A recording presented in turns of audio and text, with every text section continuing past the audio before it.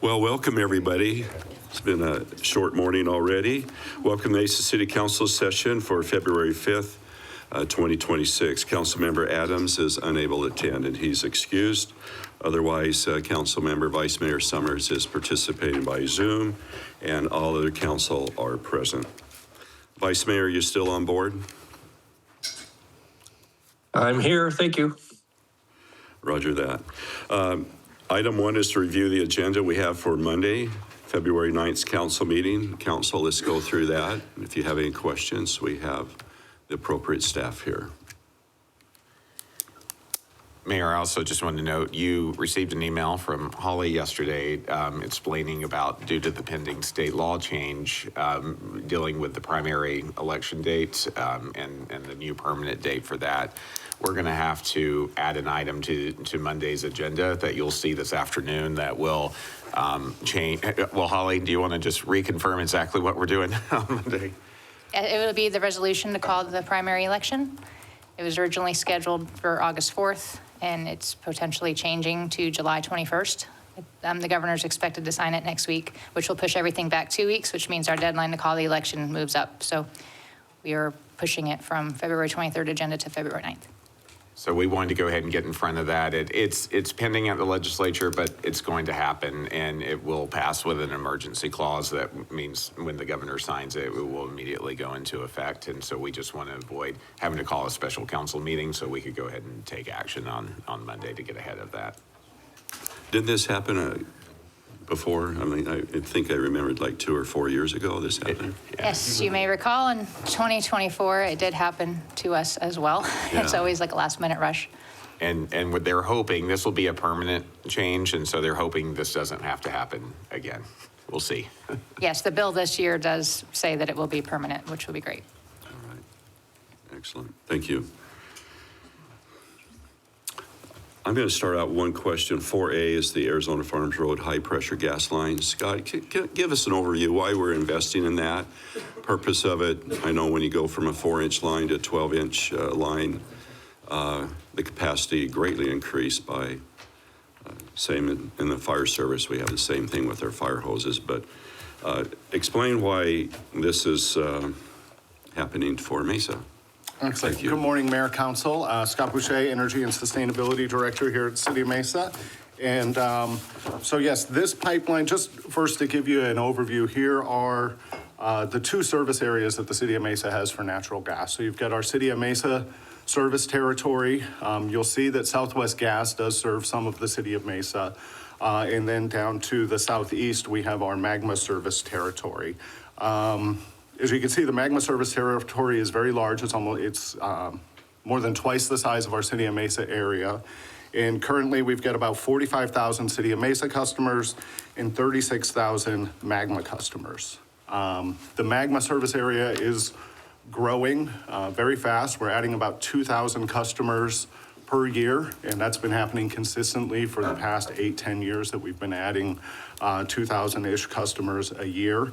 And then we also have some very notable customers that are larger users. One of them will be LG, which is a battery plant being built in Queen Creek. They're getting ready to have first gas delivered to them the end of February. So the end of this month, they'll start receiving gas from the City of Mesa and start operating their equipment to produce batteries. And then also CMC Steel, which is in the City of Mesa, but in the Magma service territory. So there's actually 1 square mile that is in the Magma service territory, but is in the City of Mesa city limits, and that's down where CMC is and a lot of other industrial customers. So the reason, the project that we have is we're going to abandon about 4 miles of pipe that was installed, I believe in the 1960s. We purchased the Magma service territory in 1979. And one of the things that we found out, so we're audited every year for our natural gas system, and the ACC went through our records, and this piece of pipe, we did not have sufficient records that came over with the purchase to prove the pressure that that pipe could operate at. So we've been operating at a lower pressure than what we would prefer to in order to get gas to all of those residential customers, and then especially gas up to the north to our industrial customers. So what we're doing is, we committed with the ACC when they found that deficiency in our records that we would, because it was part of our master plan anyways, to replace that pipe, because it is a smaller pipe, that 4-inch pipe. So we committed to having that replaced, and it's part of our master plan and has been in there. Now, we did upsize that pipe a little bit as we were moving forward from what was originally in our master plan of an 8-inch pipe to a 12-inch pipe, and that's because there is so much industrial development that we think will happen in the northern portion that we want to be able to serve going forward. And so with that, I can answer any questions that you might have about the project. Well, I was just asking why that's so important for, our city, for our utility. So it's important with the growth, and what we have run into is that was really, so that's our southernmost point in which we get gas. And then we have to get that gas from EP&G up to the north to where most of the customers are. Although we're starting to see growth down around Attaway, we're getting subdivisions that are being built down in that area. And what we had was a constriction happening in the south that we weren't able to operate at the pressures that we need to in order to make sure that we're providing reliable service to all of our customers. This is going to allow us to not only operate at a higher pressure, but also with a larger diameter pipe, we'll be able to flow more gas. When it really was starting to become an issue was in the wintertime, when it's really cold and everybody's turning on, taking showers in the morning, getting ready for work, cooking, using a natural gas stove. That's when we would have potential issues, and we'd have folks out really checking our reg stations to make sure that we're keeping the pressures that we needed for our customers. This is going to alleviate that issue and make it so that, I don't have measurement specialists who are stressing out whether or not we're going to be able to deliver gas to everybody up to the north. So the longevity of this pipeline will be, you're talking the 8-inch or this 4-inch was there for since the 60s? Since the 60s, yes. Yeah. So these pipes typically 60. will go 40, 60 years depending on, what happens with them. But yeah, this will be a piece of infrastructure that will last for many decades going forward for the city of Mesa. And how do we fund this? This is funded with our capital program, which then is repaid with the utility rates that we charge for our Magma customers. Okay, thank you. The only question I had, Council? I just have one really quick question. This one 4-inch or 4-mile piece that you're replacing, are all the other components the same size? Or is this the only one that's going to be extra large? So it's a mixture throughout the entire system. So there is another project that's happening today along Gansell Road in which we're adding a larger pipe in there too. And that's that north-south spine that this will connect into that helps us get gas to the north. This is all part of our master plan on how we'll be able to deliver gas to the customers as the system grows. I see. Okay. Do we eventually want to go completely to 8-inch lines? Is that like a goal in the future, or is some of them already that large? It's a mixture of everything from 2-inch, 4-inch, 8-inch, 12-inch throughout our whole system, depending on what loads we see and who we're gonna, what type of zoning is what drives a lot of it on how we plan out how that will. Okay. Thank you. All right, thanks, Scott. Thank you. Council, any other agenda questions? Mayor, Yes, Mr. Summers. I was just looking at item 5A, which is the highway safety contracts with the Arizona Governor's Office. My question on this, I'm going to make this brief. So there's DUI task force, which is great, pedestrian bicycle safety, 40,000. We've had a lot of concerns in the community about e-bikes and e-motorcycles safety. And I'm wondering if a grant like this in the future might be worth pursuing in some discussions with the governor's office about a focus on e-bike safety for one of these grants coming up. Very good. We have the appropriate person to answer your question. Outstanding. Vice Mayor, Mayor, Council. Yeah, that's a good question, and that's actually something I can take back to our traffic unit, and we'll research that and get back to council with. Yeah, Mayor and Vice Mayor, a lot of these are standard. The police department receives these grants through the state on a pretty consistent basis annually. And so when you think of DUI enforcement activities over the holidays and special events, those are some of the things that we receive funding for from the governor's office through these grants, through the state via these grants. And that's certainly something, Vice Mayor, we can see if there's opportunities to apply for grants that would cover that. Thank you, Mr. Butler. That's kind of how I read this grant, is just one that we get on a fairly regular basis. So really, this is about throwing out that idea to work with our intergov, the governor's office, to see if we can bring this issue to light, because it's really something that's created some traffic issues. I think we're going to see in one of our presentations coming up, where we need to provide some level of education and enforcement, and a state partnership in a grant would be very welcomed. Yeah, absolutely. We can definitely look into that. All right. Thank you, Mayor. You have a question? Yeah, does this particular grant dictate where the money can be spent on these? You've listed like 7 areas. Yes, it does. I know last night I was driving, I had 2 e-bikes pass me faster than I was driving, so I was like, Was it my me? gosh. Yeah, their lights were on, and it's like staggered. And what kind of vehicle is that? Well, it wasn't a vehicle, it was e-bikes coming down the road. So I think that's a valid question about getting some grant funding to help facilitate our e-bike discussion. Definitely, it's something we'll look into, and we'll get back with you. All right, thank you. Vice Mayor, any other question on that?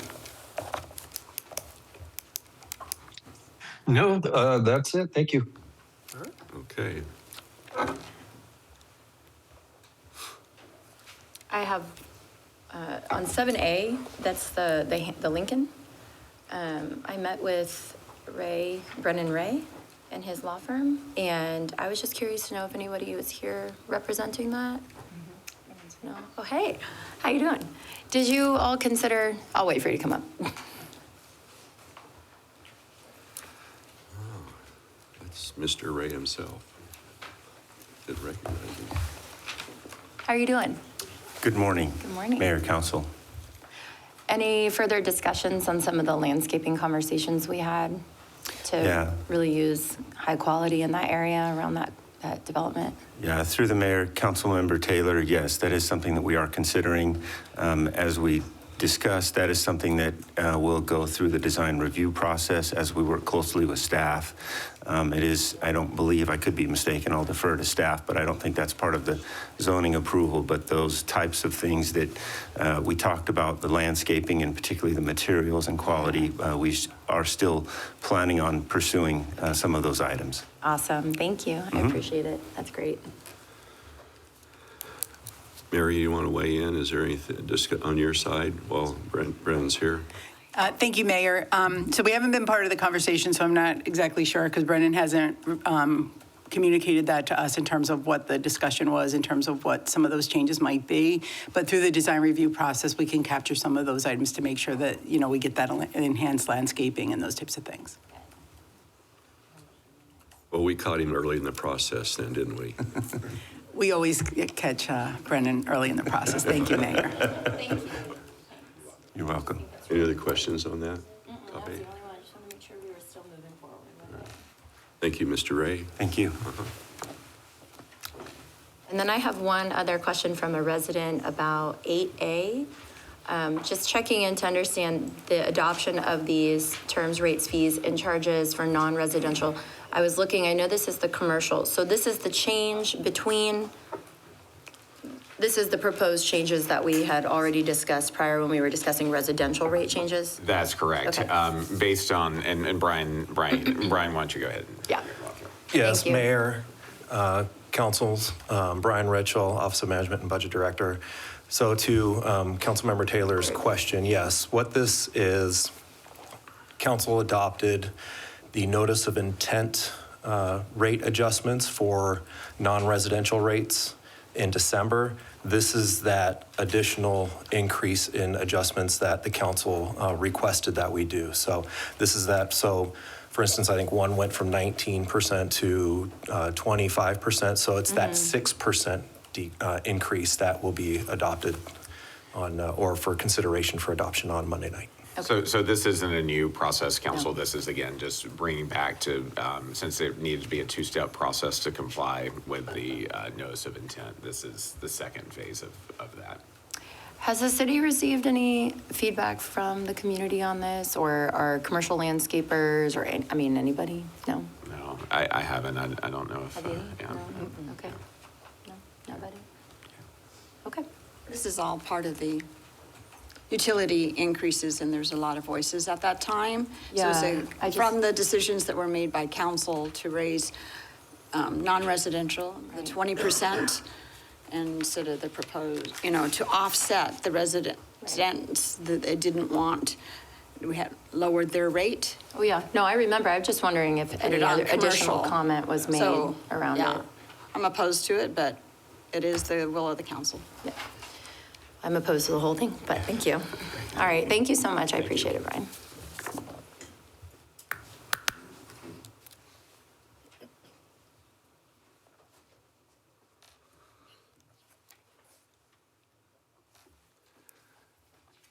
I have a question on 6A. That's the, do we want to discuss 6A now? The Sun Devil Auto, I mean, you're okay with everything going forward? I mean, you may not be okay, or was there some ordinance changes we're considering too, Mary, on some of this? Mayor, I'll put you in council. the hot seat, okay? You did, but that's okay. So this case is separate from the text amendments that we're looking to do as it relates to the administrative review processes. So this case is this is a zoning case for a specific project. Those text amendments are a citywide policy discussion, and what we'll be doing today is a presentation to kind of get some direction from council on how we want to address those changes to those cases that are tied to an ordinance that council approves. So we will have a discussion on that this morning, and then this is a separate case from that. Gotcha. Mayor, I would say though, a lot of times when Mary comes up, there's a lot of hypotheticals as they talk about changing the process. But item 6A in Sun Devil, the Sun Devil item is an example of how text amendments and the implications that you'll be discussing later have real consequences on the decisions that you all have as council. So they're not linked, but they are basically one and the same as far as a policy discussion from the council. So, Okay. Well, we'll wait for study session then, right? But I do have a question on 5B. That's the monument signs. In the past, we've discussed monument signs along the MCC corridor and how this permitting is moving forward. Meets the threshold of what we've said in the past. I know Evan's on standby and. Yeah, Mayor, Council, so this is a freeway landmark monument, which are allowed signs within the zoning code. It's not a billboard. So that's the difference when we were looking at MCC, that was a billboard, which is off-site advertising, versus this is a freeway landmark monument sign, which is advertising for the uses that are on that site. So that's what is before you with 5B. Okay. Very good. That's all I have. Thank you. Council, anything else? All right, then we'll switch gears and go to item 2A, a presentation to receive an update on Mesa's crime statistics for 2025. Chief Butler and your team. Vice Mayor, do you have any questions?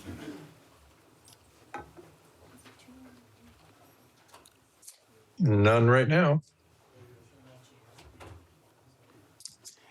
So Mayor, as the chiefs are coming up, just wanted to really stress the reason why we felt it was important to get in front of you today is that, at the end of the day, public safety is your number one priority. And I hear that from, of course, all 7 of you. And we make sure that the men and women of the police department and of Mesa Fire and Medical all have the resources that that they need. And then, of course, the results that you want to see for a safe community that results from that. And so the chief is coming forward today to talk about how 2025 ended and just report out on the good work that the men and women of his department are doing.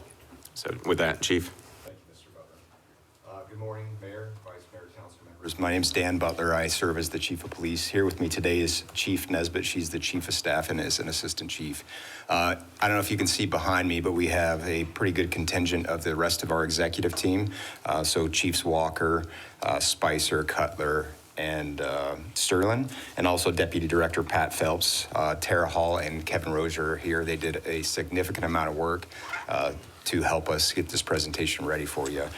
So as we go through, you're going to hear us talking a lot about crime statistics, and the safety of the city. And I kind of want to level set this because I'm going to get into some crime statistics from other cities throughout the country and some even in Arizona. And as I'm talking about them, it may seem like they don't have great police departments with leaders that, serve well, and it's absolutely not true. I know many of them. In fact, one of the comparable cities that we'll talk about is the city of Tucson. They have an incredible police chief. He's probably one of the best in the nation. And really why I want to say that is the men and women that he serves with, they go out there day in and day out and do everything they can to make their communities safe. And where I'm going with this is we are safe not just because of the police department. We are safe because of everybody in our community. What we have here in Mesa is significantly different than a lot of communities around the country. And what that is we have community support across the board, day in and day out. I mean, last week I had people buy my lunch when I was out for lunch just to support the police department. And, they didn't know who I was. They just saw an officer in uniform, and that happened. And that happens to our men and women every single day. What's also unique is we have the support of all of the directors from the city. When you're talking about safety and reducing crime, this is a city effort. Fleet, streets, everybody helps us get to this point. We have support of council, mayor and council. I mean, it's every one of you unequivocally support the police department. And I know you've heard me say that before, but I think it's important as we're talking about this to say it again. We all come together to support it. And then Mr. Butler, I know I've been an incredible headache for him in the last 7 or 8 months. And he's been great in supporting us as well. So we'll jump right into it. If at any point you have questions, absolutely, raise the question. Some of it maybe we'll cover it later on in the presentation, but we're happy to address it whenever. So here are our violent crime incidents. What we saw in 2025 was a reduction. What we saw leading up to 2025 from 2020 to 2024 was a steady increase in violent crime. So our city had been seeing a steady increase, and it started to stabilize, but we saw a 14% reduction. Robberies are some of those that we have seen a continued downward trend. From 2024 to 2025, they decreased by 14%, so that's pretty significant. But even going back to 2020, that is something that we had on our mission to have as a reduction, and they had a year-over-year reduction every single year. Aggravated assaults, that was the big thing that was really keeping our violent crime rate high, is those aggravated assaults, and that was one of the ones that we made a huge reduction on, and it was the first time in 5 years. So that was one that we're really, really proud of being able to impact that.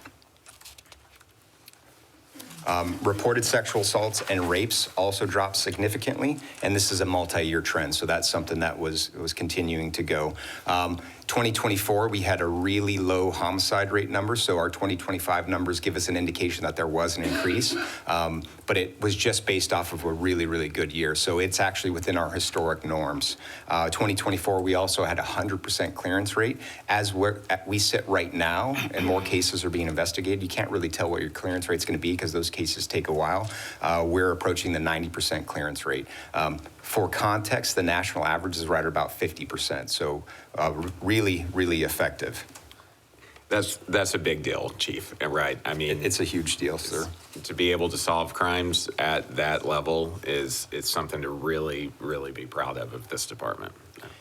And again, these reductions, it's It's everybody. It's our community. It's our police officers. It's the professional staff behind the scenes that are supporting our police officers, the professional staff members we have out in the field that are taking those calls that we don't need a police officer with a gun and a badge. It's our records clerks who are providing services, all the rest of the city folks that help us get to this place. It's fleet, getting our vehicles ready, being able to deploy out there. So this is one large city effort to get to this point. So don't think for a moment that we're just saying, hey, the police officers are doing this by themselves. It is everybody. It is our entire community coming together to make this happen. So we'll transition on, and I'm going to have Chief Nesbitt jump in, and she'll have the next several slides. Chief Butler, can I butt Yes, in ma'am. before you hand it over? I'm just trying to follow along. I appreciate all these figures and such. On slide 2 and 3, I realize you're making different points. I'm trying to pull it together with the graph. And so they're all related to the same numbers. Is that it? They are. So Okay. the graphs are aggregates of all of the robberies, Okay. rapes, homicides, aggravated assaults, domestic violence, non-domestic violence. Everything is recorded in those graphs. Okay, great. Thank you. Yes, ma'am. Good morning, Mayor, Vice Mayor, Council. Like Chief Butler said, I'll have the next few slides. The first one I'm going to start with is calls for service. As the city continues to grow, overall calls for service increased about 5% from 24 to 25. That increase reflects population growth and activity, not breakdown of service to our community members. At the same time, dispatch calls for service actually declined by about 4% and have decreased every year since 2021. You can see that on the graph. If you look at the top line, that's going to give you the overall, and then the dispatched and proactive activity separated in the bar part, so that for reference. The trend indicates improved call triage, prioritization, and operational efficiency in how calls are handled. What's particularly notable is the increase in officer-initiated or on-view activity. Those proactive contacts increased nearly 18% from last year and are up roughly 60% since 2021.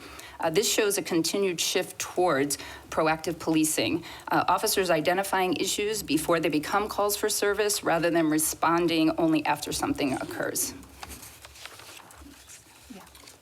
So I have a question. So the calls for service are both dispatch and officer initiated. That is what encompasses calls for service. Is that right? Councilmember Goforth, yes, that is correct. It's dispatch and proactivity, the combined.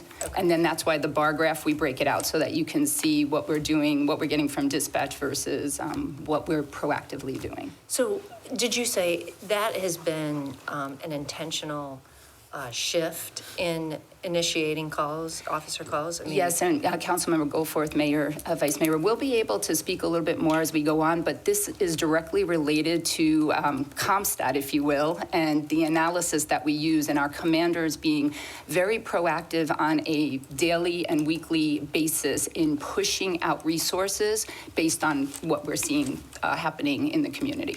Yeah, I would say this is really impressive. This is just phenomenal that's the way we do policing in the city of Mesa. We're proactive in that way, so. Thank you, ma'am. Just wanted to say that. Can I piggyback back off that, just to make sure I totally understand this? Because one of my questions was, what's the difference between a dispatched call versus a call for service? So you're saying a call for service is the police are doing this internally to go out, and dispatch is I'm calling in? Sorry. Mayor, Vice Mayor, no, Councilmember Taylor, no problem. Dispatch calls are calls that the community member is calling into our dispatch center, and then we deploy officers based on that. Right. Okay, and then proactive calls are traffic stops that result in additional activity, maybe investigative things that result in an arrest, or maybe a call that has to, something that has to be investigated. So I'll give an example of maybe we pull over a vehicle and there ends up being a fight inside that vehicle between two parties. That might result in a domestic violence investigation, which would actually be a proactive contact. That's the way it would be categorized. Okay, that makes Or sometimes our DUIs, that would be a proactive contact because we're out there proactively doing traffic enforcement and it results in a criminal contact. That's proactive. That's very helpful. Thank you. Thank you. Well, that's your on-view. Yeah. And that's proactive You're on view. combining and on-view over here, plus your dispatched calls here. Mayor, correct. Yeah. Yes. So I want to make sure you use the word on-view. That is the proactive Yes. pillar of that, and then Yeah, I was thinking more the like calls for service are on-site separate. activity. So yeah. they're two separate things, but Right. combined, they equal the same result. Yeah, and it's a And great what you want, trend. though, is that inverse, sorry, Scott, is. Which is you what don't we're want them both, seeing. right? You want, so. Yeah, no, the chief used the actual proactive. I mean, anytime that they can be proactive in their enforcement and being out in the community versus reactive, they're going to be in a better situation to address the needs out in the community. And so they've done a great job. And I think that as that chart shows, this has been a tremendous increase that we've seen over the last 5 years. Can I ask, how much does the real-time crime center, and sometimes we have the trailers with cameras when there's an area of concern, and being able to have that viewing of, and being proactive in that way?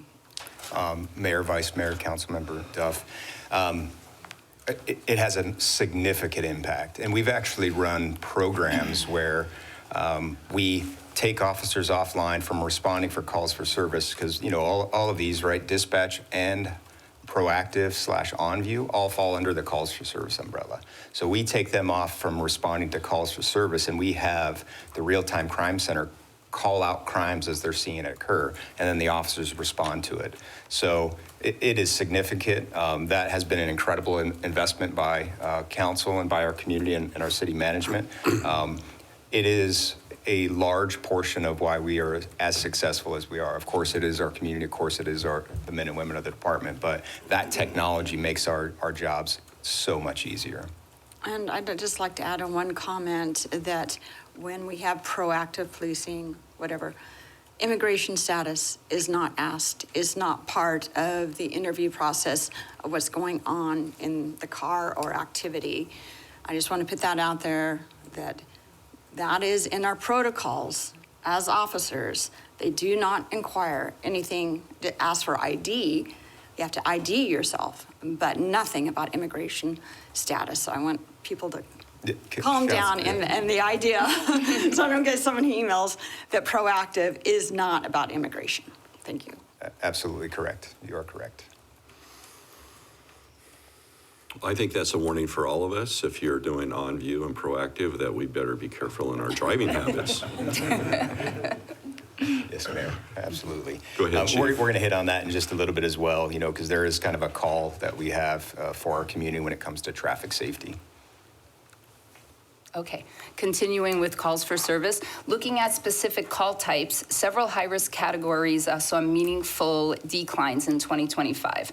Calls involving shots fired had a 17% decrease, armed robberies had a 36% decrease, and subjects with a gun had a 20% decrease year over year. These reductions are significant given the seriousness of these type of incidents. One area that did see an increase was calls involving juvenile disturbing, and we saw an 11% increase there. That increase basically reinforces the importance of our collaboration with schools, with families, and with community partners, and to address youth-related concerns proactively. Overall, these trends reflect a department adapting to growth and remaining focused on appropriate responses when it comes to public safety priorities. Okay, this is motor vehicle crimes, so not motor vehicle crashes, so specific to crimes. Motor vehicle-related crimes continue to trend downward in 2025, as you can see on the graph provided. Stolen vehicle crimes declined by approximately 17% and are down substantially since their peak in 2023. Vehicle burglaries and thefts of motor vehicle parts also continued multi-year declines, with reductions of more than 50% and 70% respectively from since 2021. These sustained decreases reflect focused enforcement strategies, regional partnerships, and targeted prevention efforts that have measurable impact over time. We really want to highlight our crime prevention officers, our CAOs that you all work with directly. They really help get us into these communities to address different things that the community can do to make themselves safer, as well as how we can assist them if they're having ongoing issues. You can go to the next. I'd like to interrupt just a minute, just to comment to our CAOs. so invaluable and making a difference whether things are happening in neighborhoods. I've had sections of my district where did not feel safe for anybody to walk on the street. It was a problem area, high incidence of crime. And they've gone in there and worked with the businesses and the people and worked collectively, held meetings. And it has made a huge, huge difference. One of those areas is Country Club in Southern. When I started on council in 2019, and today is remarkably different, and the businesses just rave, and they engage, and they assist each other, and are, collaborative, and that kind of policing, whether it's on, crime-ridden areas that are problematic or in neighborhoods that are having issues, for them to actually engage with the people, to understand the issue and work collaboratively to resolve them, huge difference. Otherwise, it was just a constant whack-a-mole of issues and never making progress. So I just want to commend them and their engagement and their presence with the community. They're very well liked and, make a difference. Thank you. I'm sure they're listening now. They're a great asset. Can I just chime in, Mayor? Ditto on all that. I completely agree, and I appreciate that relationship that we have as council members with our CAOs, and they're doing a phenomenal job. Has that been around? Has that position been around a long time, or is that fairly new? Not to put you on the spot, but I didn't know if that's sort of. Mayor Freeman, Councilmember Goforth, it has been around a long time. What we did in 2022 is increased it from 1 per station to 2 per station. So we saw the value, we saw the problem-solving abilities of that position in our organization, and increased it. And then naturally, the type of work that it is, the best human beings for our community want to do that. They want to go out and solve problems. They're problem solvers, and they do it with a compassionate heart. A little shout out to Ashley and Elsie. They were the 2 CAOs that I went on my ride along with. And I actually was wondering, for the public who are watching, one, can you just give a brief description of what a community action officer is? And then can you brief us on the cost savings to the public in that we have these officers that come into our community, and I'm totally parroting Jen over here. They were amazing. And the prevention that they help us see, they drive down because they're active in the communities, because they're getting to know the local business owners, because neighborhoods kind of get to know them and see them more often, and it builds a bridge between the perception of the police officers and the general public. Do you have an idea of a cost drive down as a result of that position being so effective? Mayor Freeman. It's okay if you don't. I'm just curious. Councilmember Taylor. I don't know that we've done an analytical dive into the impact that they make. I've read studies throughout the years that talk about the cost of crime. Yeah, that's where I'm going with this. One of the ones that I read probably 20 years ago talked about a homicide, and the average cost of a homicide from start to finish being over into the millions, single homicide. I don't know specifically of any research out there about what a community action officer's impact to crime would be, but there is a correlation that the academia has drawn into the cost of crime for communities. And, what's great in Mesa is, we're heading in the right direction when it comes to crime. We are efficient as a police department. 60% of our police department is sworn, 40% is non-sworn. That's by design. Other agencies aren't like that. So we have looked at, for greater than 20 years, what positions in our organizations can be done by people that don't need a gun and a badge, and then turn those positions into non-sworn positions with the same level of service, with the same impact that a sworn member has. So from an efficiency standpoint, from a standpoint of how we get the things done to make our community safe, we are really, really good from a police department perspective. We can try to figure out that cost of crime. I think that would be something that we would need to partner with ASU to get some type of data. And we can do our own numbers because we have great human beings that work in our Office of Strategic Initiative and Community Engagement. But I think that's better suited for academia to work on. Okay, that's great. I'm just thinking of the positive impacts of efficiency when you have that role in neighborhoods. People think more about who's present, what are they going to do? Right. What is the community vibe, if you will? So if we can be proactive in that regard, it's benefiting everyone, Absolutely both does. from a community perspective and the feel of the place you live, and also from a financial perspective. And then really quick, can you describe that role? Just Sure. Community Action Officer, it's really like the Swiss Army knife of policing. So they do everything. They help with investigations. They solve problems in neighborhoods. They bring the other resources of the station together. When there, is a home that is, selling drugs or something like that, they'll get with the investigative detectives. They'll get with the street crimes detectives. Together, they help create a plan to solve whatever is ailing the community.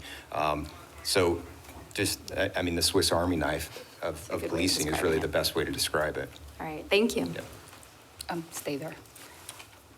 Okay, so continuing with motor vehicle crimes, I just talked about decreases, but I am going to draw your attention to an emerging trend. And that is, I'm sure you're going to be surprised, thefts of electric bikes, motorized scooters, and similar devices, right? So as we see more usage of these modes of transportation, we're going to see evolving criminal behavior. And it comes hand in hand. So the Mesa Police Department is actively addressing issues through focused enforcement, public education, and adaptive strategies. This slide highlights how crime patterns change over time and why enforcement and preventative strategies need to continue to be flexible so that we can adapt. Okay. Moving on to traffic accidents and citations.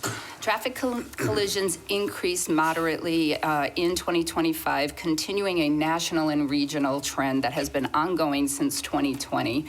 We really have seen this, and I don't have any data that says this, but I think COVID threw a wrench into the way our citizens drive on the roadways, right? From not having a lot of vehicles on the roadways and then trying to get back to regular roadway saturation.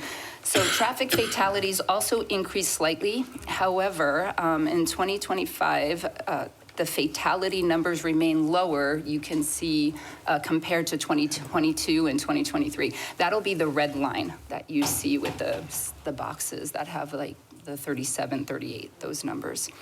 In response, the department has increased traffic enforcement activity. Combined citations and warnings rose by more than 20%, reflecting an intentional effort in improving roadway safety through education and enforcement. And I'd just like to tag on to that also are looking at ways, I'm advocate for looking at ways through our road designs and access for a number of different ways that we can do a lot just through our roads and how we design them appropriate for an area. And that needs to be part of it because you will never be able to significantly decreases without a transportation collaborative on this. Mayor, Vice Mayor, and Councilmember Duff, for many years, we have been in collaboration with the Transportation Department. We work hand in hand with them. Even way back when I was the traffic lieutenant, we had a lot of collaboration in how can we reduce speeds, how can we increase safety, what do we need to do with stop signs, what do we need to do with lights, and all of those things. So the traffic unit has an amazing relationship with the Transportation Department, and we are always working together. I have a quick question. So I imagine you have, or transportation has drilled down into, are there patterns within the traffic accidents that you're seeing more of? Is it at intersections? Is it, is it pedestrians? Which particular areas are continued rising? Or is it everything? I don't know, Mayor, Vice Mayor, and Councilmember Goforth. It is complicated, right? Because obviously the most congested areas, we are going to have crashes. And then we're looking at significant crashes. And so unfortunately with our MVD form, and we have to be better about this is about data collection, and that form has a lot of boxes that we can check.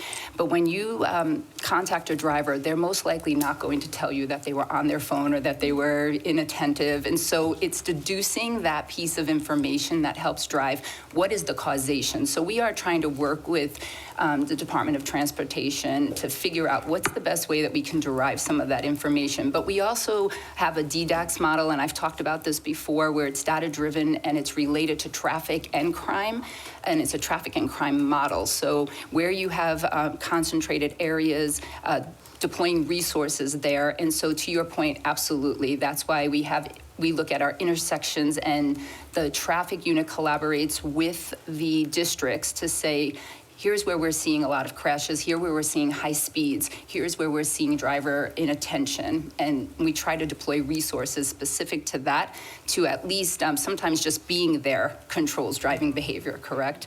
But there's so much to it, and it is complicated, but we do work hand in hand with trying to figure that out. Yeah, I know you do, and I've had intersections where it's about left turns, and do you For yield sure. or you get an arrow, and that's been changed and has decreased the number of incidences that occur in that intersection. So. Absolutely. Yeah, we had a transportation Safe Streets for All grant, and they looked at all the, places where collisions and dangerous roads and how they occurred, and the result was giving money for that left turn, having a protected left turn. But it has a lot of information about where they are, not necessarily fatalities and stuff, but crashes. But Mayor, Council, that, as the chief alluded to, that they work hand in hand with transportation. So even this week, as I had a meeting with transportation about future project needs, one of the big considerations is safety along that. So of course we have capacity and growth related demands that we have to meet on our transportation network, but safety considerations is something that the police department, transportation work closely at. So when we're thinking about where improvements need to be made, that's a huge component of the thinking that goes into transportation projects. Did you say this was a nationwide trend? Yes, Mayor, Vice Mayor, and Councilmember Goforth, yes, it is a nationwide trend for increase in traffic fatalities. The Phoenix metropolitan area doesn't rate great in traffic fatalities, but we're not alone in trying to combat this problem.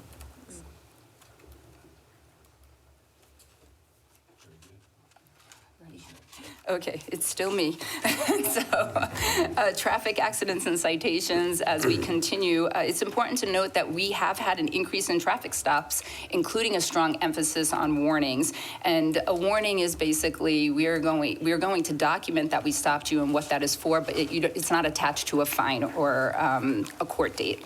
It's just an educational stop, an educational contact. And this reflects a strategy about education and the importance of education, and that we're just not enforcing for the sake of enforcement's sake, right? We're just not issuing tickets just to issue tickets.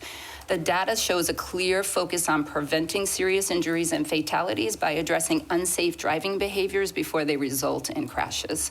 Roadway safety efforts remain centered on accountability, awareness, and saving lives. Chief Nesbitt, you mind if I just jump in real quick? No. So this is important, Mayor, Vice Mayor, Council members. This is important enough for us that as we started analyzing this data last summer, it was an indication that we were not making the impacts that we desire from a policing and safety standpoint. So we looked at our organization, did a reorganization, and in January added 6 more officers to the traffic unit to really get our arms around this. Now, they won't stay there forever, and I've said that to the men and women of the Mesa Police Department, so long as the results aren't there. So if the 6 officers go there and the results, the impacts, the outcomes are not what they need to be, and that is having safety in our community. That is making sure that people can utilize the streets, cross in sidewalks, hopefully in sidewalks, and drive around and not have the fatalities or serious injuries that we have had. So we are actively adapting to make sure that we have the impacts and the outcomes that we desire. I just have another follow-up question. Do we do anything for those that are driving good behavior habits, like give gift cards or something? Or, when you pull somebody over, it's not the best of times for them. Right. But if we pull somebody over and said, thank you so much, and hand them a gift card to something. Mayor, What do you Vice think? Mayor. Did your budget allow that?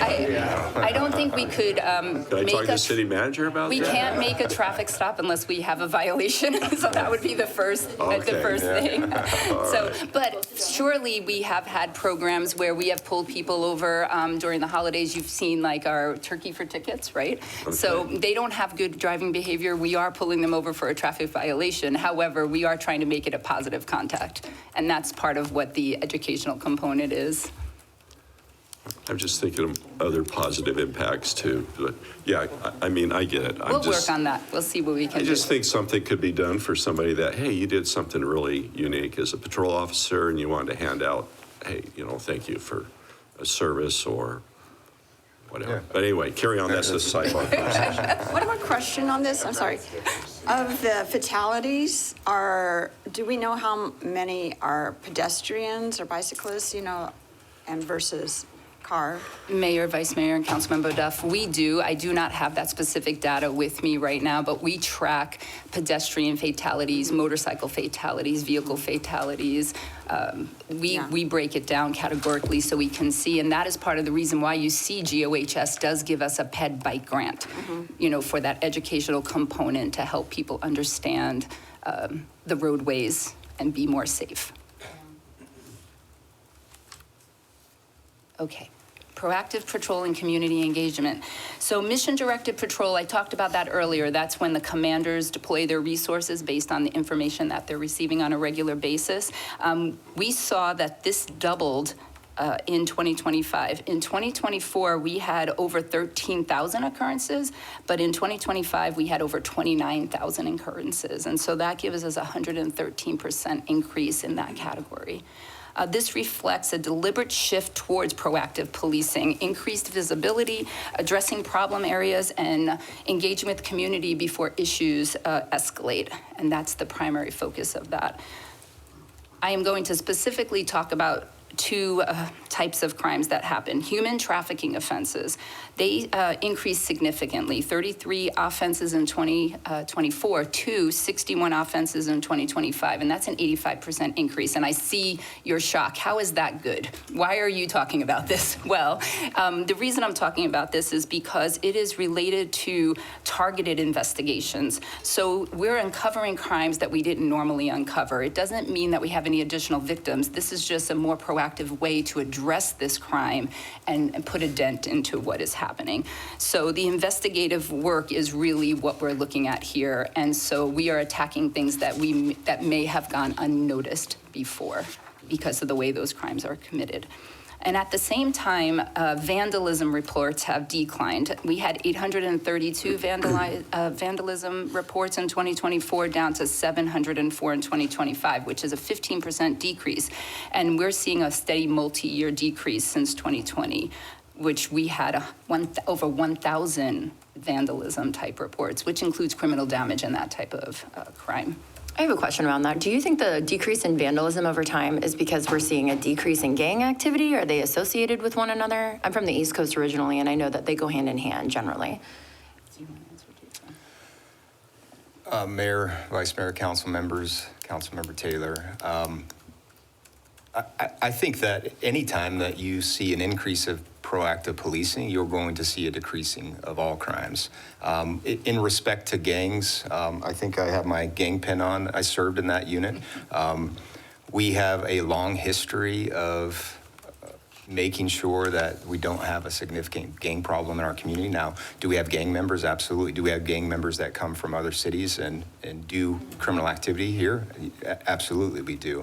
But what we do is we address those with some serious intentionality to ensure that those problems don't increase. So going back to your point, I think because we are so proactive as an organization, it makes sense. And I think I alluded to this in the beginning. Every time in my career where I have been looking at our CompStat numbers, which is the monthly process that we do where we analyze how effective we are, when I see a decrease in crime, I see a correlating increase in proactive police work. So to me, the vandalism aspect has everything to do with the men and women of the police department going out there and choosing to make a difference in our community, choosing to ensure that crimes don't happen because they're stopping the individuals in the areas that would have committed crimes had they not been there. So I think that's the real reason that we see that decrease in vandalism.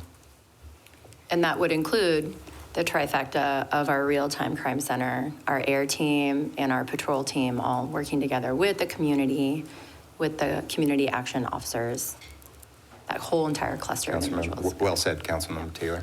We'll switch seats next time. Okay.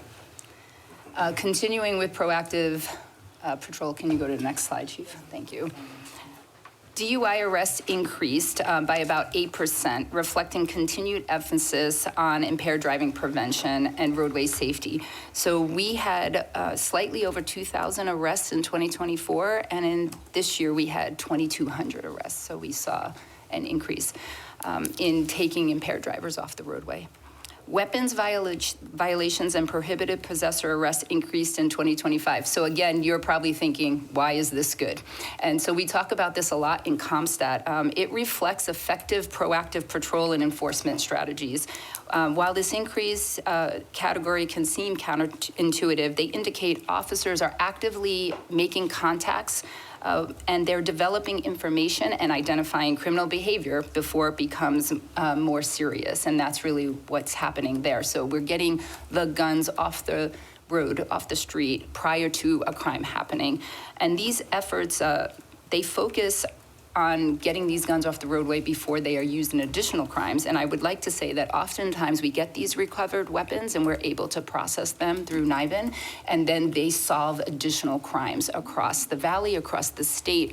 And so having these contacts, and especially we have a lot of contacts with our prohibited possessors, and then we're getting these firearms, and ultimately these firearms are being used in crimes. So we're solving crimes as well as proactively preventing additional crimes from happening. So for context, arrests increased from 1,728 in 2024 to 2,036 in 2025, which is an 18% increase, again, directly reflected the proactive engagement that our commanders are pushing out at their respective districts, and it helps us with prevention, accountability, and maintaining community trust.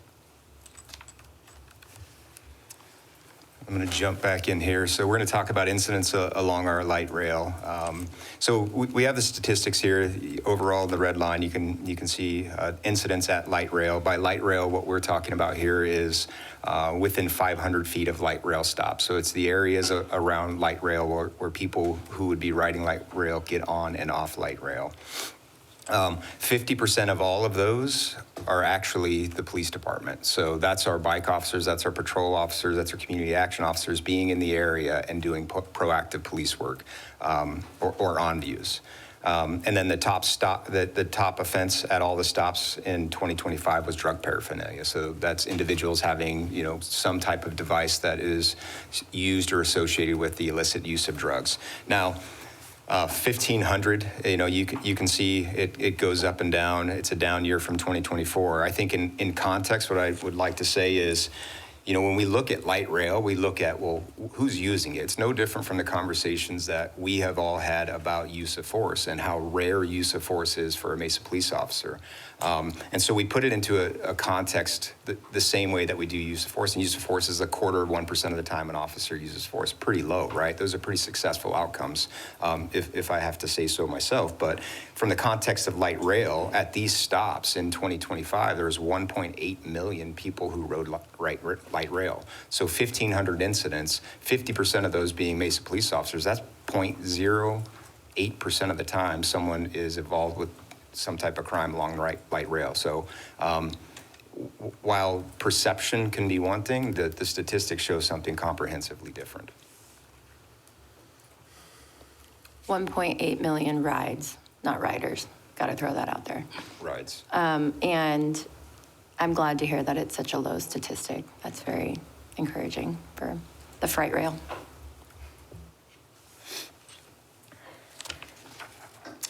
Okay, so I started off with this. We're doing a comparison of like cities to Mesa. So for the purposes of this slide and what we talk about at the police department, our comparison is with cities of a comparable population. So 500 to 650,000. Now we can drop it down to lower populations.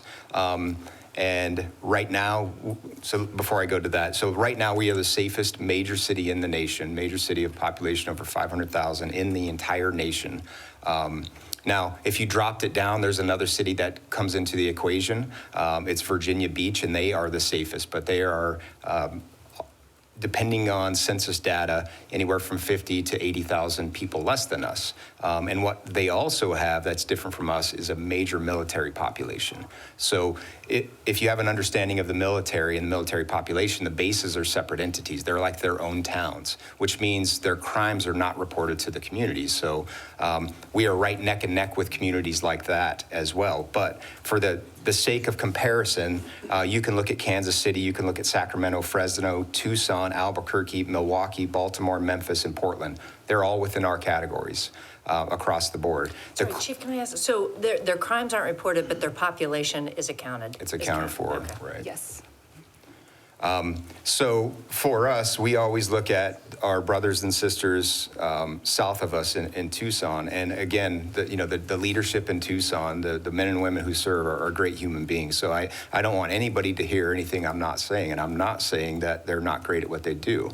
But what we have that they don't have is incredible community support across the board. And we have funding that supports our police department. We have all of the things that we need, the city support, in order to do our jobs.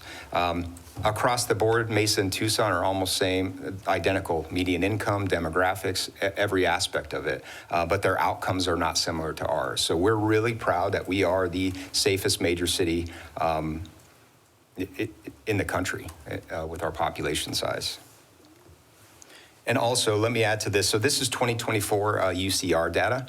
Our next slide that we're going to go into is going to talk about 2025 data. So UCR data is recorded and posted by the FBI, and it's always a year in advance. So as we're moving forward, Mayor, council members, you'll recall that when we do our budget presentations, we most times talk about a year in reverse data instead of 2025, because it's going to take until January, February of 2026 for our 2025 data, not just ours, but everybody's 2025 data to be posted.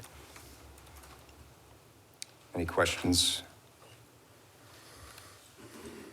So you just heard Chief Butler talk about what makes Mesa the safest city in its class, and that, like he said, is 2024 FBI UCR data.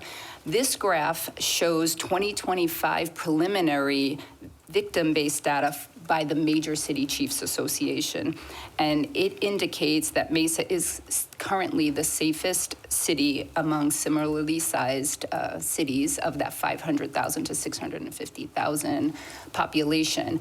And this is a projection that we expect the FBI data to emulate. So this is just the initial forecast. So that is pretty much, we just want to show the difference, because you will see mostly 2024 UCR data, what we talk about, just because of the delay. But we have expectations that we're still going to stay the course as being a safest city of our size. So one of the things I want to talk about, earlier this year, I had an opportunity to be sworn in, and one of the things that I bragged about from the city perspective is a Wallet Hub survey that went out. And in that survey, it listed Mesa as the 11th best city and the best city in the state of Arizona. Pretty lofty stuff. Well, these surveys that organizations put out, they're great, at times, and other times it doesn't tell the story the way that the story should be told. So when you put a survey out that says the safest city score composition, it makes you wonder about, well, how safe is Mesa? Well, you just heard an entire presentation about how safe we are. We're the safest major city in the country with a population of our size. So we started digging into what this is and what the score composition is. 60% of it is home and community safety, 20% is natural disaster risk, and 20% is financial safety. The next slide, I'll get into what the metrics that were utilized for home and community safety, so you can kind of see for yourself how they come up with this type of index. what I also want to do is talk about like the financial safety aspect. So there is a 20% weight on the rankings for this that talks about debt to income, credit score, and then unbanked households. So members of the community that don't have banking accounts with a traditional banking institution. For me, like I look at crime and crime statistics, and it just doesn't make sense to have metrics like that to drive a score and then to judge us as a police department on it. As well. So here are some of the scoring breakdowns that we dug into. The presence of terrorist attacks, road quality, perception of safety, right? So a feeling, which is important because it's an important aspect. Our brothers and sisters at the fire department get to impact our crime statistics score, community safety score, and how many they have. EMTs, the number of officers that we have. So we would be heavily penalized when it looks at the number of officers per 1,000 residents, and that's a very antiquated and traditional model of how many cops that you should have. In some cases, people would argue that we need 2 police officers per 1,000. Well, you heard me talk about how we are different than every other police department in the nation, and we don't have more police officers that we need, police officers that are doing jobs that you don't need a gun and a badge to do. We have civilianized those positions. Professional staff members do that. So to weigh us on what that scoring would be it's not accurate for what we are. It could work well for other police departments that have 10% of their staff, 20% of their staff as non-sworn members, but it doesn't work for us. So for me, this thing, it doesn't accurately reflect what we are as a major city. And that wraps up our presentation. This will be an opportunity, Mayor, council members, if you have any last questions. I feel like we've spoke a lot, so. Well, we needed you to. Right, and Mayor, if I could, and that's one of the reasons why I appreciate the chiefs and their executive team coming forward to give this, because, we spend so much time on a zoning case or on, a sale of property sometimes, and because we sometimes take for granted because they do such a good job day in and day out, the Mesa Police Department, and we have such a safe community that we're not in a community crisis that allows us to spend time focused on other things at this dais while this is our top priority. And, we always say a budget is a reflection of a community's values, and that's why we value the men and women of public safety and of the Mesa Police Department as being the top area that we fund in this community so that we can have safe streets, because it doesn't matter, say all the time, it doesn't matter how good we do in an economic development recruitment. If people don't feel safe, they're not going to come to your community. So what they do day in and day out is extraordinary. Chief, correct me if I'm wrong, 500,000 interactions a year that Mesa PD has with our community members. Is that accurate? Mayor, Council, Mr. Butler. So we look at that number. We can look at just calls for service, and that number ranges right around 300,000 people.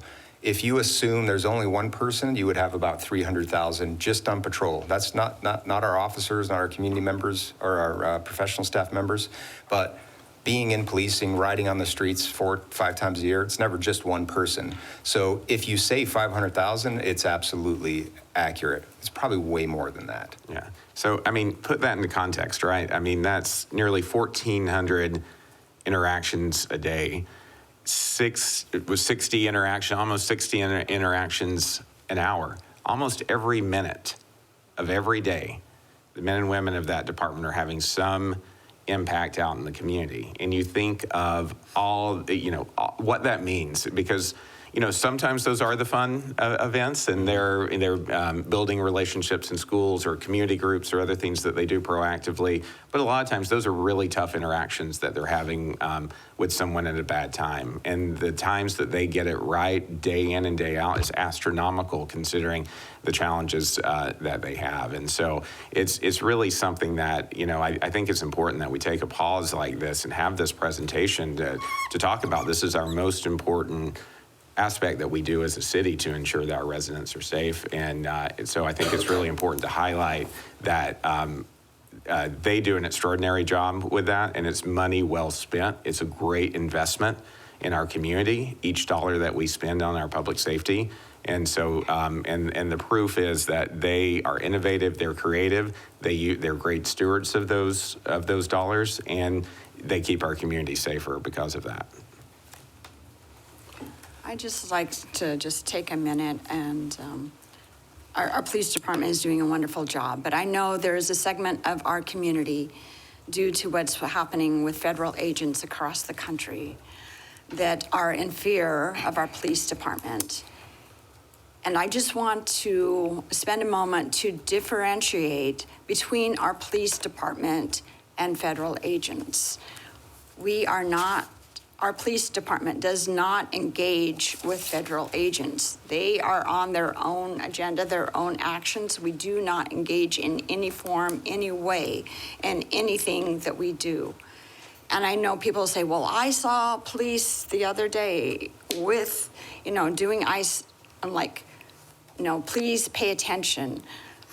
Do they have a Mesa police uniform? Do they have the badge? That is a police officer. And if you see that, engaging with ICE, unfortunately, and DHS and all that are not identified in there. And it's a problem because how do you differentiate them from whatever else? But please know that our officers are identified in their uniform. They do not engage. If you see something, I'm aware of one incident where there was an engagement just because someone called 911 while there was an incident and didn't realize that I was there.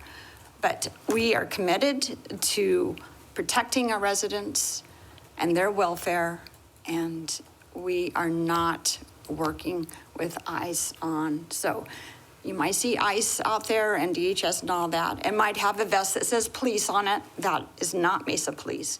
Please differentiate. If you have any questions, please contact my office, the non-emergency, the emergency number, whatever you need to do to, be clear about who is in your neighborhood, who is in the street. And I just want to regain the trust in our police department and differentiate them from ICE.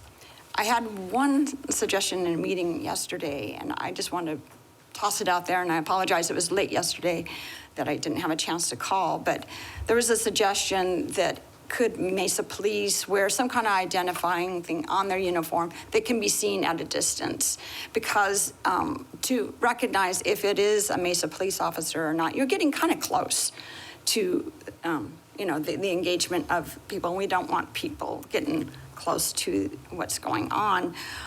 So I don't know. There was a talk of some kind of fluorescent marking, some kind of marking that can be seen at a distance and say, that's a Mesa police officer, or that is not a Mesa police officer. I'm just putting it out there. I don't expect an answer because it just came yesterday, and I thought that was interesting. So I just want to put it out there that in no transactions are we engaging with ICE, whether it's on the street. In our booking, we fill out a Arizona form, and that is an Arizona form required by every municipality, and the information is it does have a question about citizenship, but that is required by Arizona law, and every municipality is required to do this. This is nothing special.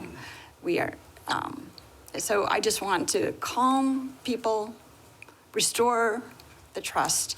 If there is an occupation, please differentiate and please engage with us so that we can keep everybody safe. Thanks.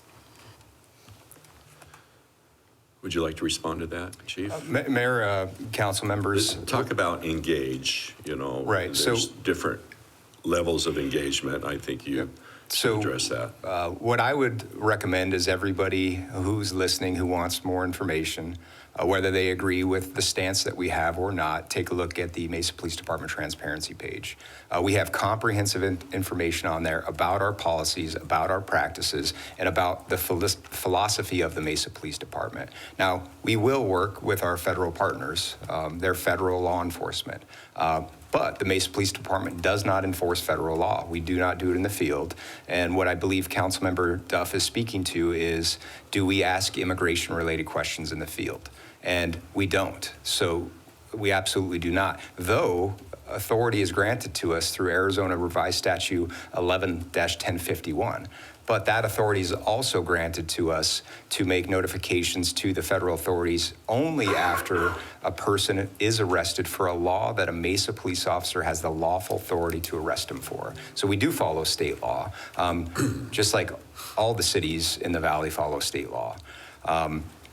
In respect to, fluorescent, there's a safety component that I would completely reject the idea of changing to make an officer more readily identifiable at a distance. Now, it's important to have, and we have standardized, what size of police patch, the badges, the shoulder patches. We have all of those things on our uniform, but throwing an officer in a fluorescent uniform when that officer is being asked to work at 2 o'clock in the morning to do proactive police work it's not effective. That means somebody could sneak up on the officer from a distance and know that it's an officer by the reflective material. Really important for us. We are always doing inspections and looking at the status of our uniforms to ensure that they fit within our standards of police officers. And there's 2 police officers in the back of the room that model what a uniform should look like. I had an opportunity to speak with them before, and they look exactly how they're supposed to look as well. Mayor, Council, do you have any questions on that? I don't. I appreciate the differentiating between engagement, but I do know that if our federal authorities were in a serious situation where life safety was compromised, what would be your response? Mayor, Council, we would absolutely respond, just like we would every other member of our community. We're here to make sure that everybody in our community is safe. They're right. That's the key. They're here to protect life and safety, and they're going to come to anyone's aid if there is a situation of danger, and that's what these men and women do day in and day out. And so, just want to make that clear. You're treating everyone the same in that regard. Good. I thank you for this presentation because I enjoy the professionalism of our sworn and professional staff. Over the years, they've just been phenomenal, and having transparency in our community is critical. Recently, I was on Face the Nation, and I was asked the immigration question, and apparently they don't like me wearing my cowboy hat, in an interview, but I wore it anyway. But as I addressed that question, I said Mesa is transparent not only because we work with our Latino Hispanic community talking about immigration, and that we sponsor El Grito and Dia de los Muertos and have transparent conversations with the pastors in our community. All council does and has that opportunity. And it just showed that we are reaching out. Our population in Mesa is about 27% Hispanic, according to the recent census. So the question was asked to me, Arizona's 4% Hispanic or Latino, but no, in Mesa it's quite a bit more. And with that, I just said that we have a great working relationship, and that's based on all levels in our department, especially our policing, our public safety, and what we as residents enjoy in our community. What I did like is, and I'm just going to go on our ComStats to help drive missions in particular areas in our city to help reduce crime. That's critical. So the commanders, as they get that information, I think that's essential. Real-time crime center, essential. You can solve crimes with one person versus, having the whole view. And then thank you for addressing the ratios on policing, because some feel like we should have higher ratios per thousand versus what we have today by using technology. I think is critical. And just addressing our overall arching, having a good vision of what is needed in our community so that we can provide the proper policing for all areas of our districts. And some districts require a little bit more massaging than others, but regardless, I think we're spot on what we're doing. And one other question I always asked Chief Butler when he was, Chief Cost, when we're going to be at par for patrol. You have it. I ask you that all the time, but I know through attrition and this and that, we're almost there. Are we? Mayor Freeman, members of council, That's always the challenge, right? But we are in such a fortunate situation that we hire people for anticipated vacancies a year in advance. So money is set aside through the city manager, through Brian Ritchell and his teams, to ensure that we're ahead of the curve when it comes to staffing our police department. Now, this one's more complicated because we can take it back to the mid-90s when there was 400 police officers in Mesa, and then by 2008 we were up to 850 police officers. Those are Tier 1 police officers from a public safety retirement system standpoint, which means they retire at 20 years. Well, we doubled the size of our police department 25 years ago. Those, and upwards of 30 years ago, those individuals that doubled when we had massive growth, 450 people, are all retiring right now because this is the time for them to retire. So the challenge is how do we fill a growth boom from 25 and 30 years ago with men and women today?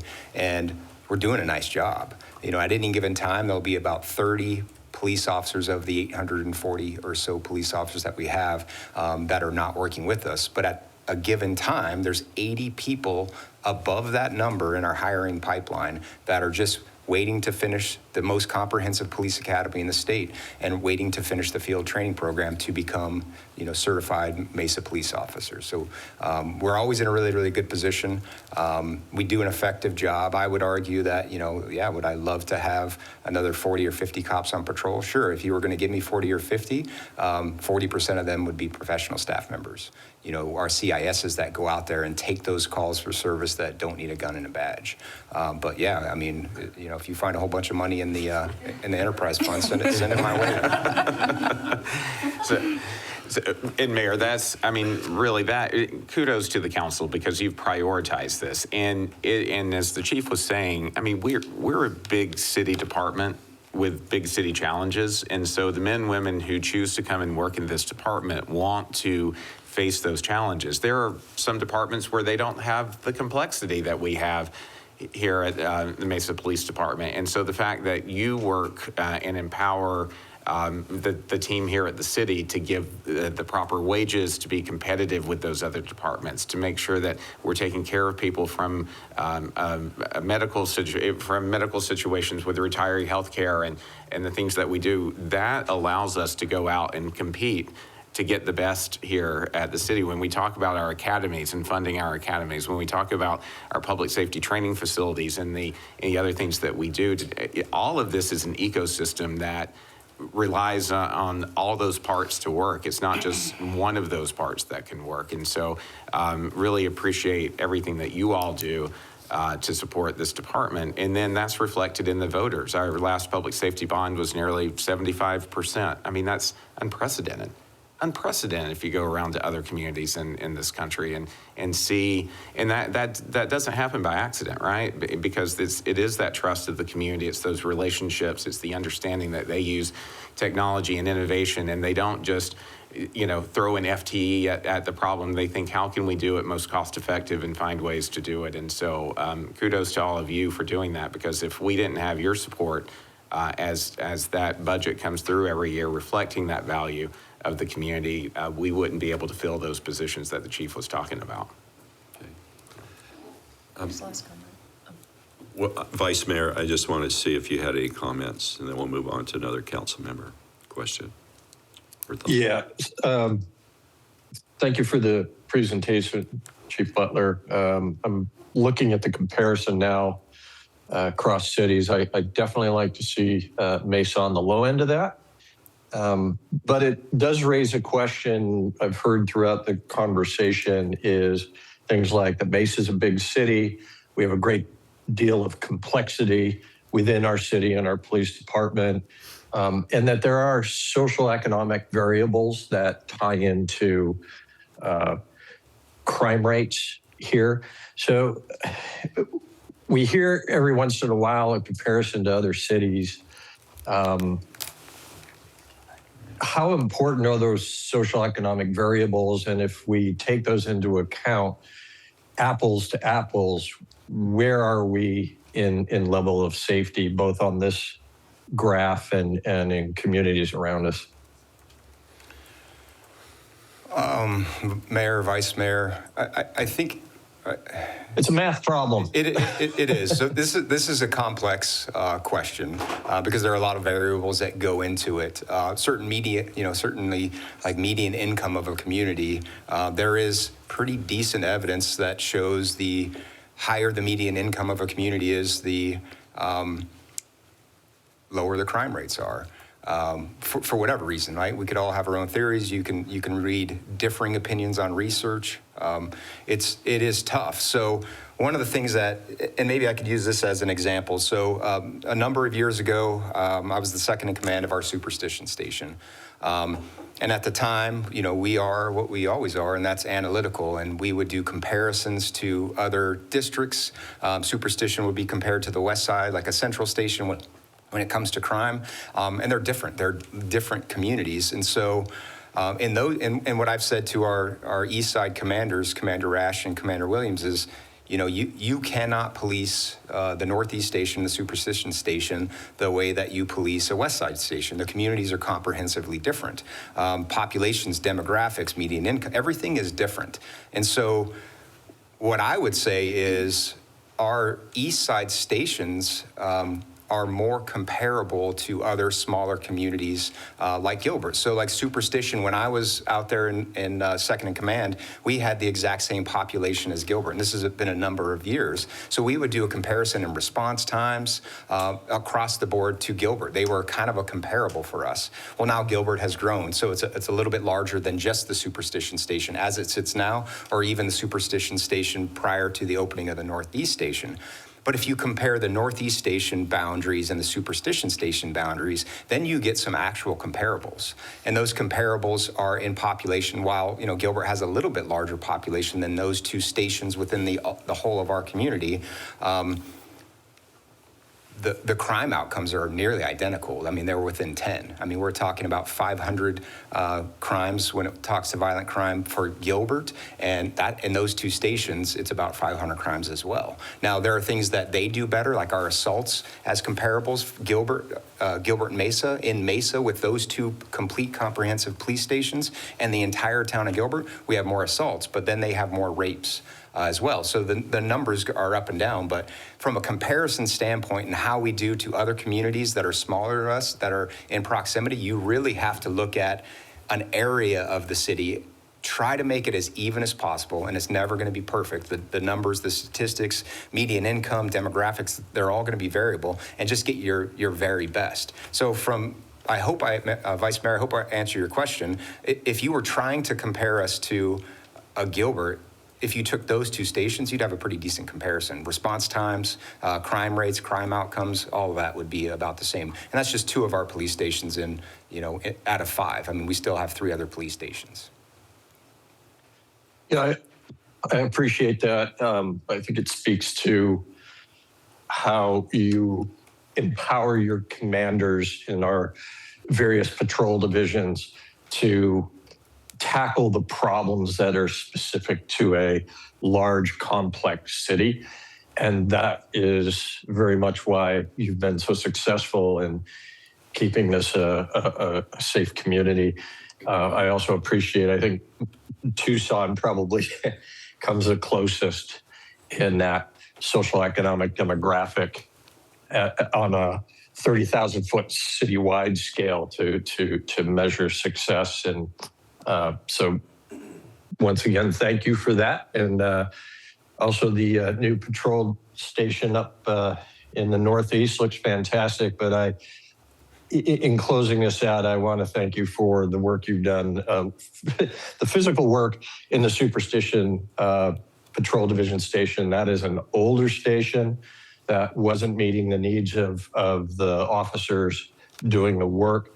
Mr. Butler, not Chief Butler, thank you for focusing on that and making that workspace a better environment to do the crime fighting that needed to be done. I know there's a lot more to be upgraded there, but I appreciate that. And also for our crime prevention and outreach, Dawn Blake has been doing a fantastic job down there. I was looking through these stats when it comes to vehicle thefts. And every time I go out into a public meeting and Dawn's with me, she always talks about securing your vehicle. So I like to think that the message has been heard loud and clear with the number of vehicle thefts from vehicles, to be clear, coming down citywide. So thanks again for your work. Thank you, Vice Mayor. Ms. Goforth? Just again, as well, thank you for this presentation. Thank you for all the work that you and the entire department does. I think what you're doing is working. And I think that holistic approach where you have community engagement, where you have CompStat, where you have sworn, you have unsworn, that holistic approach to policing is obviously working. And so very grateful for it and appreciate everything that you do. Thank you. Thank you. Yeah. Sure. No critical analysis, I'm just here to give you praise. I had the opportunity in our time off when we were on break between December and January to ride along with Ground Patrol, to do a fly along with our air team, to tour the Real-Time Crime Center, to meet with a lot of our police officers. And I was so impressed that I was preaching it like the gospel to everyone around me with how incredible Mesa is as a city, with how we've structured our police force and how they operate. Thank you so much, Police Chief Jan Butler and Assistant Chief Nesbitt. I really appreciate both of you putting so much effort into this and creating a very unique situation for our police officers to be visited by, as you said, police chiefs from all over the United States to see how we operate. That is a huge compliment to the city of Mesa and your teams for being so structured and orchestrated. And I just wanted to mention that I think it's very impressive that out of approximately 517,000 residents in Mesa as of around 2024, that our violent crimes sits at 0.49. That's amazing. That's 0.5%. And for the public to recognize that they live in an extremely fortuitous situation, that is how low our statistic is for violent crimes. Also, thank you for sharing that the increase in certain types of crime exposures is because we've been able to extract out things that would go unknown, unseen, such as child trafficking, human sex trafficking, human trafficking, which is a huge problem in the United States right now. So the fact that you are able to have more eyes seeing these heinous crimes happen and we can be proactive in stopping them is a great comfort to me as a person who wants to be out in the public place and know that I'm safe to ride my bike, go for a walk, go shopping alone. I don't have to stress over anything, particularly being attacked in a parking lot, which a lot of people forget happens. And then I'd also like to compliment you. I watched one of your videos on Facebook recently, and I was just very touched by the fact that we should also remember the Real-Time Crime Center is also used to identify things such as senior citizens who have left the safety of their facility, who may be, having struggles with dementia or Alzheimer's, and they wander off. I think it was really encouraging that we also can use it for heartfelt rescues such as that. So I did want to ask one question. GAIN is something we do annually. I thought it was a great experience. I attended a few different neighborhood events for it, and I just wanted to ask your feedback. Is that something that you find is extremely helpful with the community's interactions with the police officers? And would you like to see more of that? I mean, is it a fruitful experience? Mayor, Vice Mayor, Councilmember Taylor, for us, any time that we can get out into the community and engage, like, it's fruitful. GAIN is one of our signature events for the police department, for the fire department, for the city of Mesa. Everybody comes out for that. It was great. So it's really cool that our community gets to interact not just with our police officers, but with all of our city departments. But it's a lot of work, but we're proud to do the work. Tara Hall's in the back, with our Office of Strategic Initiatives and Community Engagement. It's her and her team that do the bulk of the work, coordinating and setting that up. Now, they work with everybody from the city as well, but they do a significant amount of work on that event. So, yeah, anytime that we can engage with the community, we're happy to do it. Well, I found it extremely helpful to look at the different departments. I'd also like to remind the public that we have an amazing bomb squad that sits quietly behind the scenes at our various events to keep us safe from the things we very rarely think about when we're excited to attend a huge sporting event, a big downtown Mesa event. And that was an excellent reminder for me as a resident, all of the moving pieces that are set in place so that we can live peaceably and enjoy our lives. So thank you so much. I greatly appreciate your time. All right. Thank you, chiefs.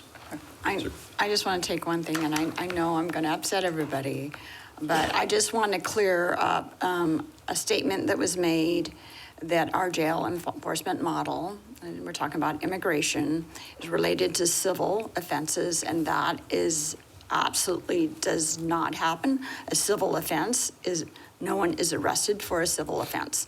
That's your parking tickets, traffic, whatever. These minor things that you just get a ticket, you pay the fine or show up in court and debate it and such. These are minor things that has nothing to do with our jail enforcement agreement on immigration. We do not arrest people for civil offenses. So I wanted to clarify that with anybody. I've been getting some comments about a statement that was made. I want to clarify it. Civil offenses are not arrestable offenses. Our agreement is when someone is booked in our jail or a holding facility. So please differentiate our agreement from civil offenses. Thanks. Mayor, Councilmember Duff, I assume you want me to make a statement on that. We only arrest individuals in Mesa for violations of the criminal code. So the only time that someone would be physically taken into custody and transported to our holding facility would be when they commit a violation of Title 13 in Arizona revised statutes. And Title 28, there is criminal offenses in that. Thank you, Ms. Duff. With that, council, we all good? We'll move on. Thank you, chiefs. Thank you. Thank you. Item 2B is a presentation, private direction on the process to modify site plans as part of the proposed administrative review text amendments.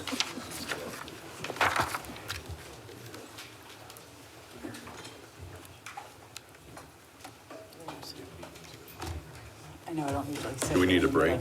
Do you want a break? Yeah, okay, let's take 5. They get set up. Assistant Planning Director for our Long Range Planning Team, and Kirsten Dvorak, who is one of the Assistant City Attorneys.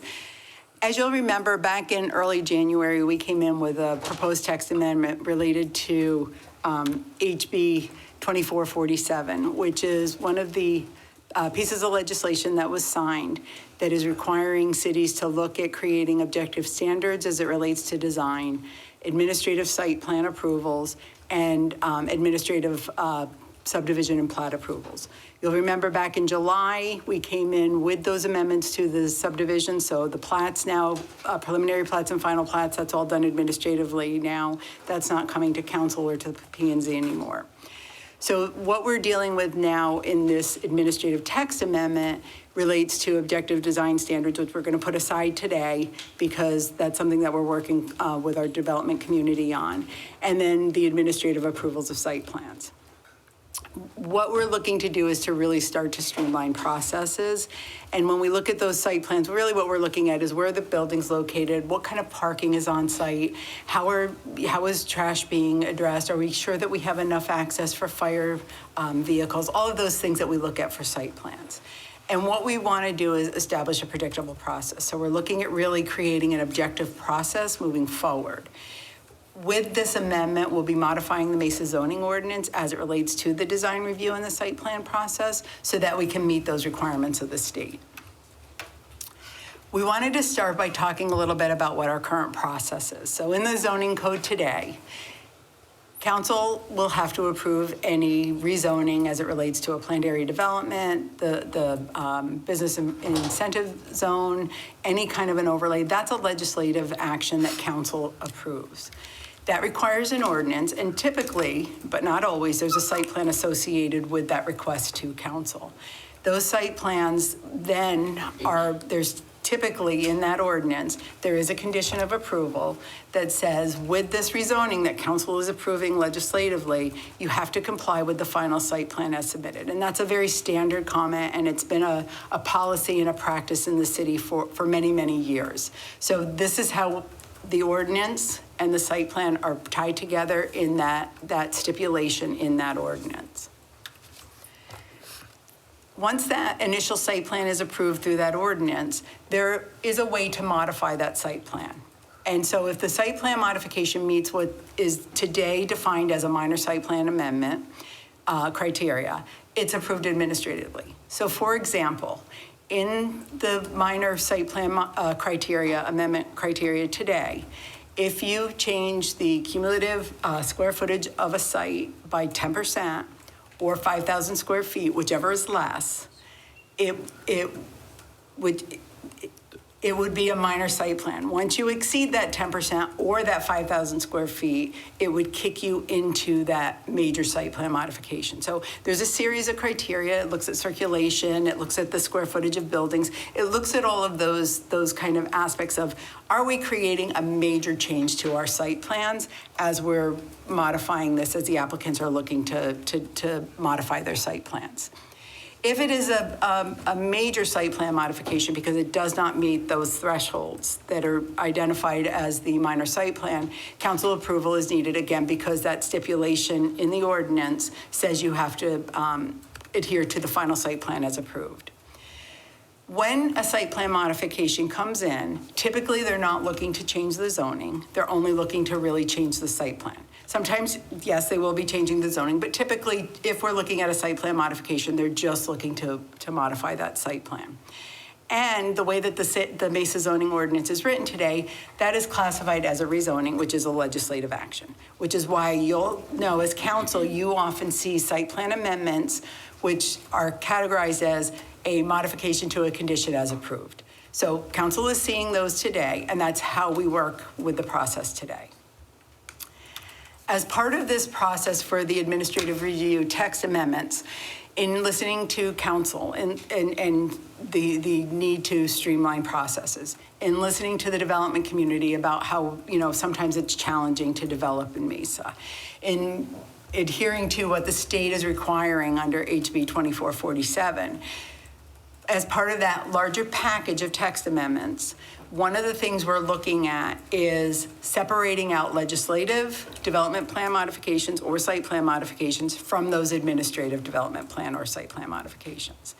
And so we've worked really closely with comments that we've heard from the stakeholders. This honestly is probably the biggest policy, actually probably the only policy discussion that we've heard from stakeholders. The other are really technical of should something be 5 feet or 6 feet. Those are things we can negotiate and work with the development community as we're going through the text amendment. But this really is a policy decision and discussion for council to really look at what do you as a council want to see coming back to you when it relates to site plans. So what staff did is we looked at what our current practices are, and we've tried to create some flexibility moving forward for the development community so we can further streamline those processes, adhere to 2447, adhere to what council is telling us they want to do to make business make Mesa more business friendly. So the first, I'll start with the legislative development plan modifications. That, if someone comes in with that site plan modification, that development plan modification, and it meets either one of the following criteria, that is, it's a rezoning, always a legislative action, it's an overlay request, always a legislative action. Or if there is that development plan condition that sits on the site plan that is tied to that ordinance that council has approved as part of that rezoning, that if that condition is met, then there is a two-pronged test.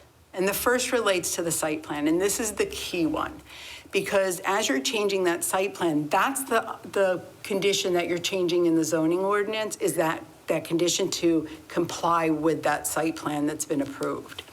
And so if you're changing the site plan and it's a substantial site plan modification, and we've tried to put objective criteria on what that substantial modification would be, and those are listed here, that's the first prong test. So if that's a yes. So you're increasing or decreasing the total gross floor area of the cumulative square footage on a site by 15%. If you're increasing the residential density that's been approved as part of that site plan. If you're adding a drive-through, or if you're increasing traffic, and that has to be verified by a traffic engineer through a TIS or a TIA. then what that does is that answer to that question, you're changing the site plan significantly enough, and yes, to that first part of that two-prong test. The second part of that two-prong test then is, are you changing the use? And you would have to also answer yes to that. So you're significantly changing your site plan, and by the way, you're also changing your use. If both of those answers are yes, those are the cases that would come back to council. So, for example, if we have an industrial building, it's 100,000 square feet. They're going to stay as an industrial building, but they want to add another 20,000 square feet. That exceeds 15% of the GFA, but they're not answering yes to the second part of that question, which is a change of use. So that would be administratively approved because the use isn't changing, only that site plan is changing. And I just want to kind of give that as an example of the kinds of things we're trying to capture administratively that would not come back to council in the future. But if you're an industrial building and you want to add 20,000 square feet, so you get a yes on that answer, and then you want to change it to an office building, you get a yes on that answer, that would come back to council. I think we got it. Okay, that's clear. Okay. Clear as mud. I just want to make sure, because it sounds complicated when I'm saying it in my head, so I want to make sure everybody is good with that and doesn't have any questions. So, and then anything else that's outside of these specific situations, those would be administrative. And we do a lot of those today anyway. We do a lot of site plan modifications that council doesn't see. It's really those, today they're called major. In the future, they'll be called legislative.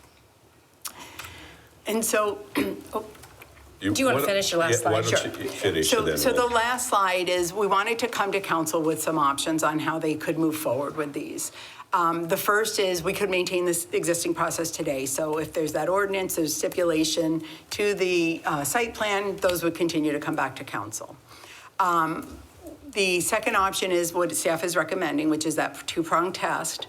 That is, you've got that condition and you've got that two-prong test about what is a significant change to your site plan and that change of use. And then there is a third option that council could consider, and that is that all site plan modifications go to the planning director, and only the changes of the zoning and things like that would come back to council. So that is an option that council could consider. So we wanted to give you kind of the different spectrums of what council could consider as it relates to this. Sorry. Ms. Goforth, you want to?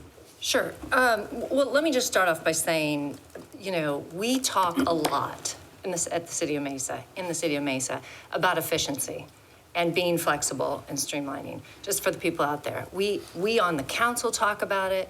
We push staff to be more flexible so that people aren't delaying and it's not costing them more money. Staff talks about it, leadership talks about it. This is a priority. I've brought multiple developers in to talk to Nana, to talk to you, Mary, to say, hey, these are some obstacles. How do we make our process better? So just overarching, that's the goal. We do want to see it.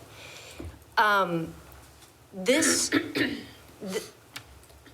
let's also remember that this process has to do with, really takes into account what the community thinks, right? So a lot of times when somebody comes in and they ask for a rezone and they want essentially us to change the zoning district, which changes a use, in that they give us a site plan, and a lot of times that evaluation on whether we want to change the use is based on that site plan, because what they end up doing is having trade-offs, right? And we can go back to our constituents and say, this is the reason we rezoned. This is how it's going to benefit the community. This is the value that's going to be added.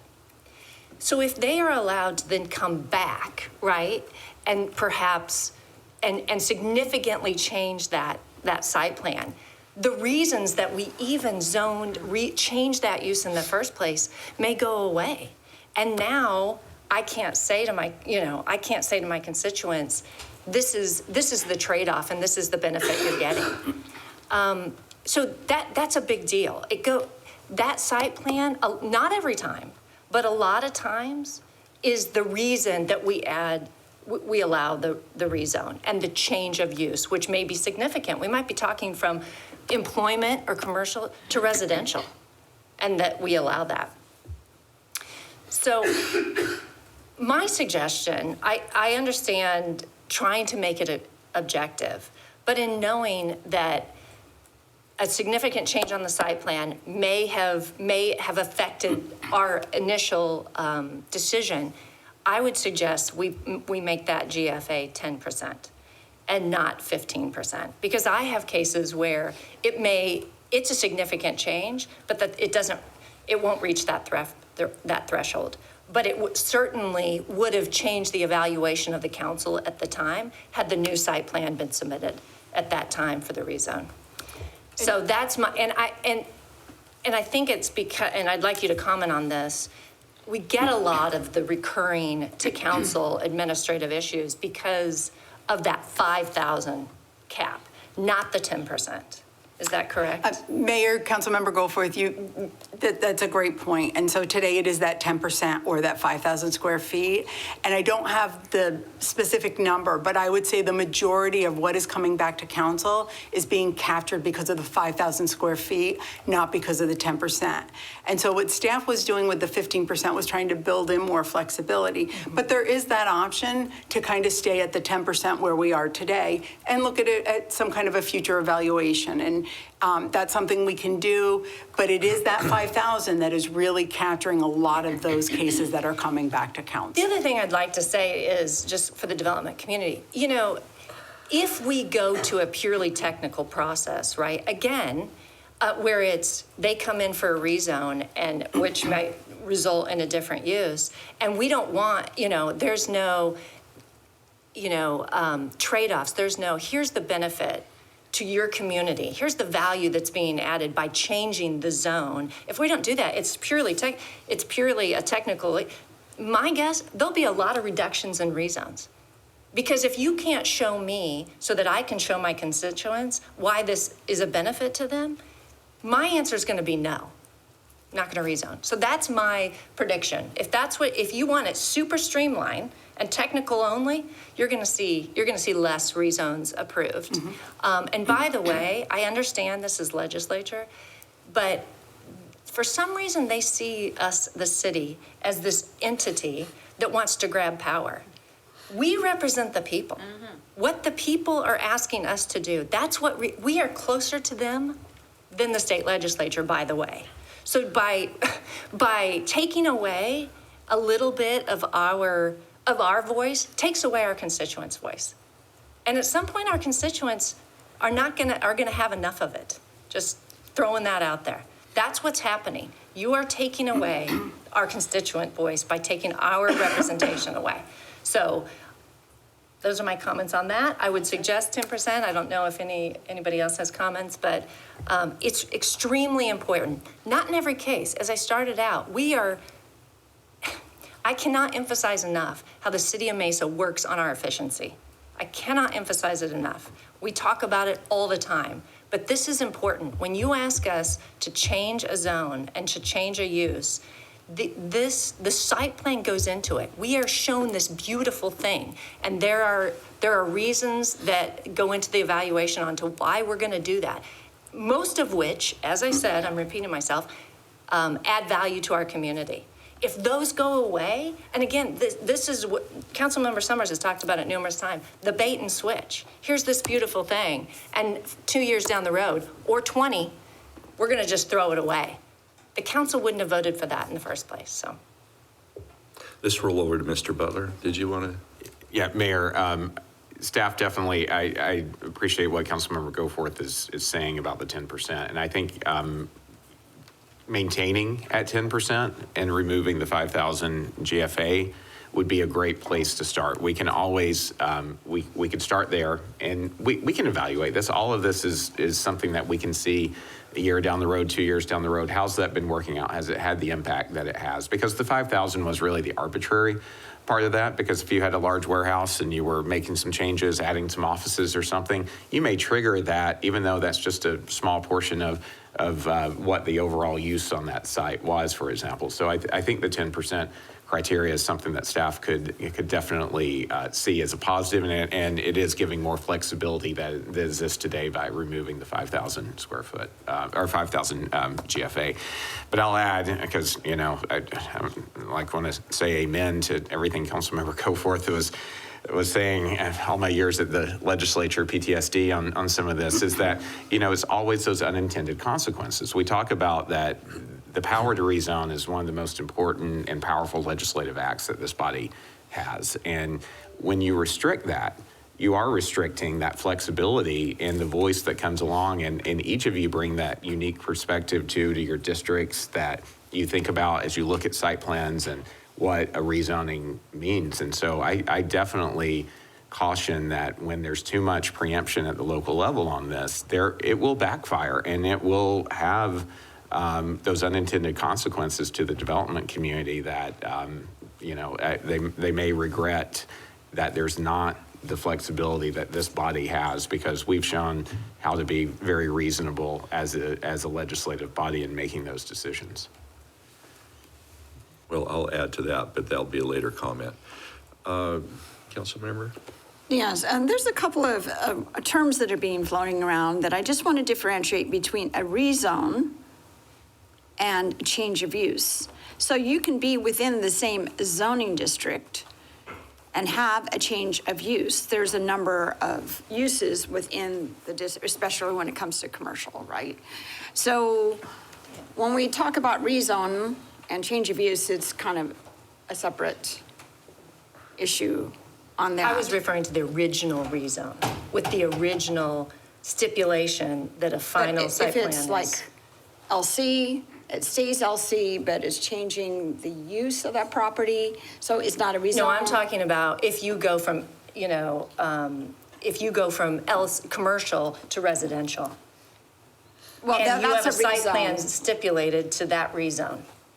We're And then not changing that process, right? Because that would be a rezone, which is not what this is about. This is We about are site changing that plans. process. So Who's right, who's wrong? Are we going to pay King Solomon here? Mayor, council, and I'll have Jim weigh in on this too. What we're looking at is, again, two things. There is a site plan that through the rezoning process has been approved, and there is a condition of approval that you have to follow that site plan. So the first thing that happens is that site plan has to significantly change based on the criteria that staff is proposing. The second piece of that is that change of use. So if both of those, the answers to those two questions are yes, it would come back to council. If the answer, so if they're not changing the use, or if they're not changing the site plan significantly, so you have a use that was approved, they're gonna just change it from a grocery store to a retail store. They don't have to change the parking, they don't have to change the circulation. That is a change of a site plan that the answer would be yes, but the answer would be no, because they're not changing the site plan, even though the use is changing. So that's why we'd always look at this as a two-pronged test. And Jim, I don't know if you want to add anything to that. Yeah, Mayor and Councilmember Duff, and it gets down to sort of what you mean when you use the word rezone, and I think it can have different definitions in different contexts. I think we should use legislative, whatever the new term is, to That's what we're. add that term versus rezone, because I think it's creating some confusion. And in the code, I think that we're using the word legislative, and the concept is sometimes there are many times there is a stipulation as to the site plan on a zoning case, and then when you're going back to modify that stipulation, you are changing the zoning code, because that ordinance becomes part of the zoning code. That was part of the approval. You're going back through the rezoning process, and you're modifying the approved zone. You're literally changing the ordinance that sets your zoning is part of and embedded into the code itself. And so you're basically going back and changing that prior ordinance. And so the ordinances sort of build on each other. So in that sense, yes, it's a legislative act. You're changing the zoning code when you're doing that. Many people, when they use the term rezoning, they're intending to mean sort of the specific going from C2 to some other district, going from district to district. And so sometimes when you hear the word rezone, they mean that. And so sometimes when you'll hear a conversation, that's what you're talking about versus changing the code, right? But both of those are legislative acts. And so, and that's how we're trying to capture it. I'll tell you this also, though, on changing the stipulation. Some attorneys will, this is part of the debate, is there's not a lot of case law on changing stipulations and changing ordinance conditions, and that being a legislative act or not. The city of Mesa got sued a number of years ago, and we prevailed, and the court at Superior Court held that it was, and we prevailed. It did not go to the Court of Appeals, so it's not binding precedent in legal terms. And so there was really no binding precedent in Arizona that establishes for certainty for that. But that's then the city's position, it's my position, and it is, like I said, when you're changing the stipulation, and as Councilmember Goforth, that was when you're approving something and you're stipulating to it in an ordinance, and that ordinance is changing the code itself, and you want to come back and change that ordinance, the city's position is that's a legislative act. That's how we're drafting the code, and that you'll have to go back through the rezoning process. Whether you want to call that a rezone or a stipulation modification or a legislative act, we've killed a lot of brain cells on how to in meetings on how to capture these to precision, and that's why you see even on the PowerPoint, and you'll see in the code change that we make this distinction that it's a legislative modification. And I get a lot of pushback because of the term rezone when it's not changing, being District. a zoning district. So I think in the terms that we use and how we use them, how we speak about them, how we label it, we need to differentiate because there is a lot of upset of zoning district. Mayor and Councilmember Duff, I agree, and so that's why we changed, and we had also the prior draft that the development community had. We were still using some of the older terms, major and minor amendments, and that created some confusion. So we went to, you're right, just what the term you're using can create the confusion. So we've gone away from the older terms, tried to create clearer terms. This structure itself is different. We're meeting with the development community. Actually, it might be in a few minutes now because this meeting's going so long. This structure hopefully will address many of their concerns. So we are, staff and my office have been working on trying to address that concern and clarifying it, and so that really what's going to happen, and I think I'm hopeful that there'll be a positive response to the proposal that's been presented to council this morning. Okay. And then the 15%, is that something that is from the state or is that within our own? Mayor, Councilmember Duff, that was actually a staff's initial recommendation. Again, just trying to provide some more flexibility. As I said today, it is 10%. So we were just looking at, can we build in more flexibility? That's why staff recommended the 15%. That it's not anything to do with the state requirements. Okay, all right. I know the developers and everything, for business reasons, you want to be as predictable as possible so that you have confidence in the property. But I understand the community input if there is a huge change of use. So if we're going from a florist to a nail shop, we don't have to go through a 60, 90-day process and tens of thousands of dollars, right? So Mayor, Councilmember Duff, that's a great question. If there's an existing building that today there's a florist in there and a nail salon wants to move in, that's typically a tenant improvement that just goes directly to permitting. So those aren't even site plan modifications at that point, unless something drastic is changing. Again, there's always the little nuances of that, but typically they just go directly to permitting through our building department. So if there's no site plan modification, even though whatever's going in there, that's not going to trip it. That's correct. Right? That's correct. And so that's what I want to put some clarity about that because anyway, there's a lot of pushback on commercial being able to tenants move in, out, it changes, the TIs, whatever like that. That's normal course of business. Have the confidence that you can run your business, your property management and stuff like that with predictability, without, interruption with the city. So, thank you. Vice Mayor. Thank you, Mayor. This is a good conversation. I'll keep it short. It's good to hear that the particular use isn't impacted. I have a Fry's that recently closed. We're trying to get a new user in there, and to know that they don't have to go through a whole zoning process is important. Eliminating the 5,000 square feet, anything we could do to move away from having to rubber stamp administrative approvals and just focus on the legislative act of the council, I'm in support of.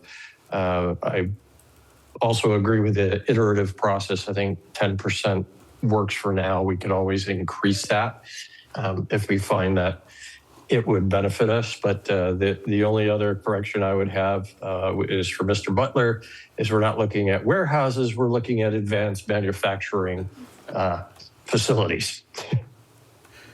Duly noted. Thank you. That's it, Mayor. I'd recommend moving forward with the change recommended by Councilmember Goforth. Thank you. Ms. Taylor. Just a couple things to clarify. So specific to this conversation, we are addressing site plans, not zoning. So Mayor and Council, that goes back to that long conversation that I just had.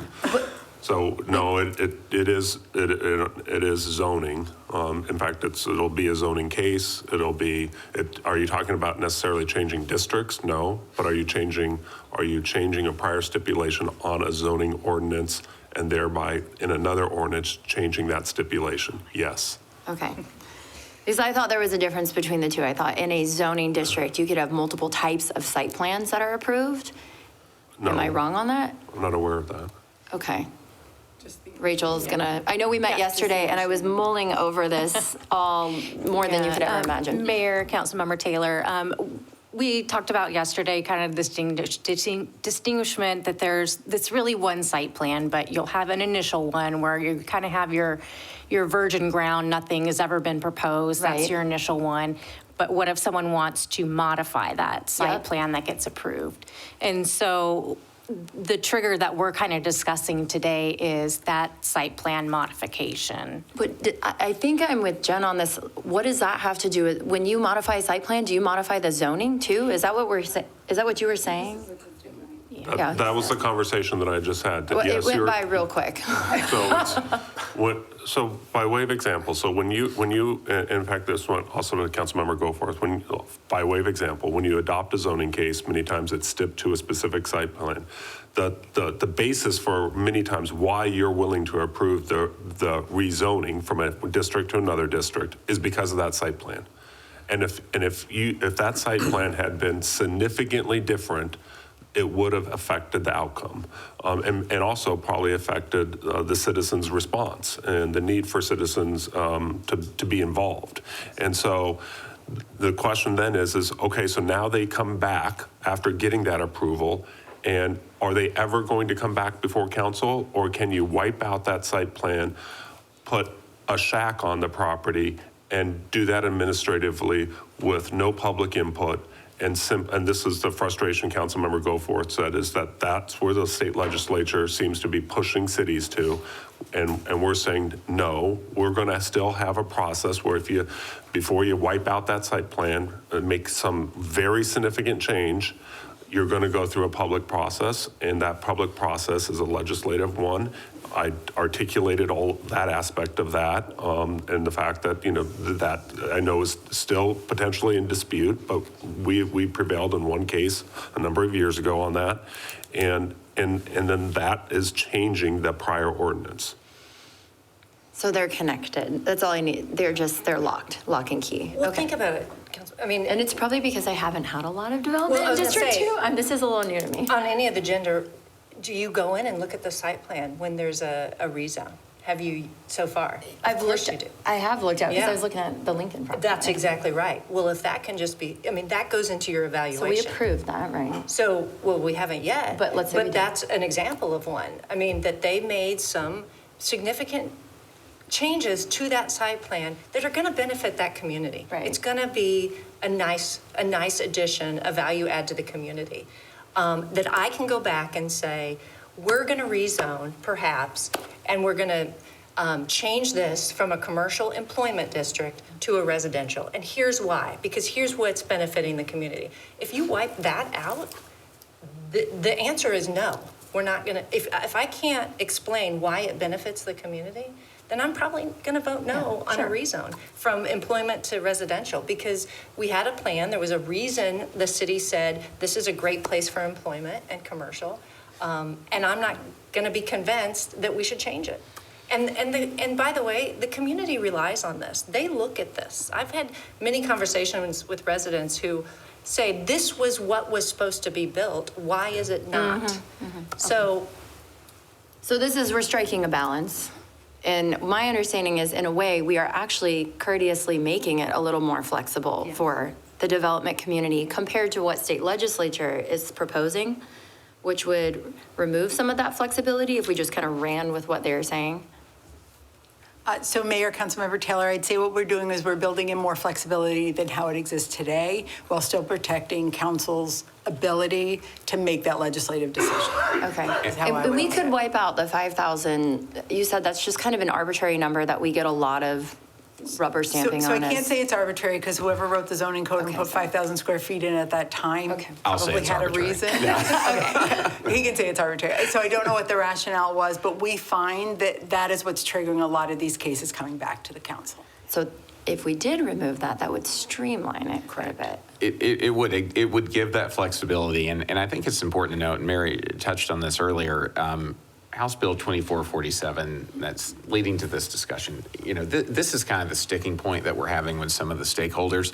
There's a lot of other streamlining that is not controversial, right? So we're bringing to you kind of the sticking point, but it's, you know, it's like, don't throw the baby out with the bathwater, because there's a lot of good collaborative effort between the development community and the city on many parts of this that will allow us to do that. And this was initially, too, an opportunity that the League of Cities and President Peterson were really trying to work through of how can we streamline some of, some of the low-hanging fruit. And there's a lot of low-hanging fruit where there's complete agreement on both sides, or maybe just minor disagreement. This is the one meaty sticking point, but you see why. I mean, it really gets to the heart of your power on deciding kind of the look, what the future of a development might be. Yeah, and I would echo what Alicia said. I don't want to take away the community's ability to say, this is not what we want, and have that validated response manifest into physical reality. But at the same time, I also want those, particularly the local business developers who are taking their own money that they've worked very hard to earn and store, come back and invest in our district. So it's like it's a balancing point. So, I mean, thank you. I'm just trying to mull through this so I have a great response when we say, yes, move forward. I don't want to cut our conversation short, but there was a lot of women in red out there. I don't know if there was a picture here shortly. Are they? Okay.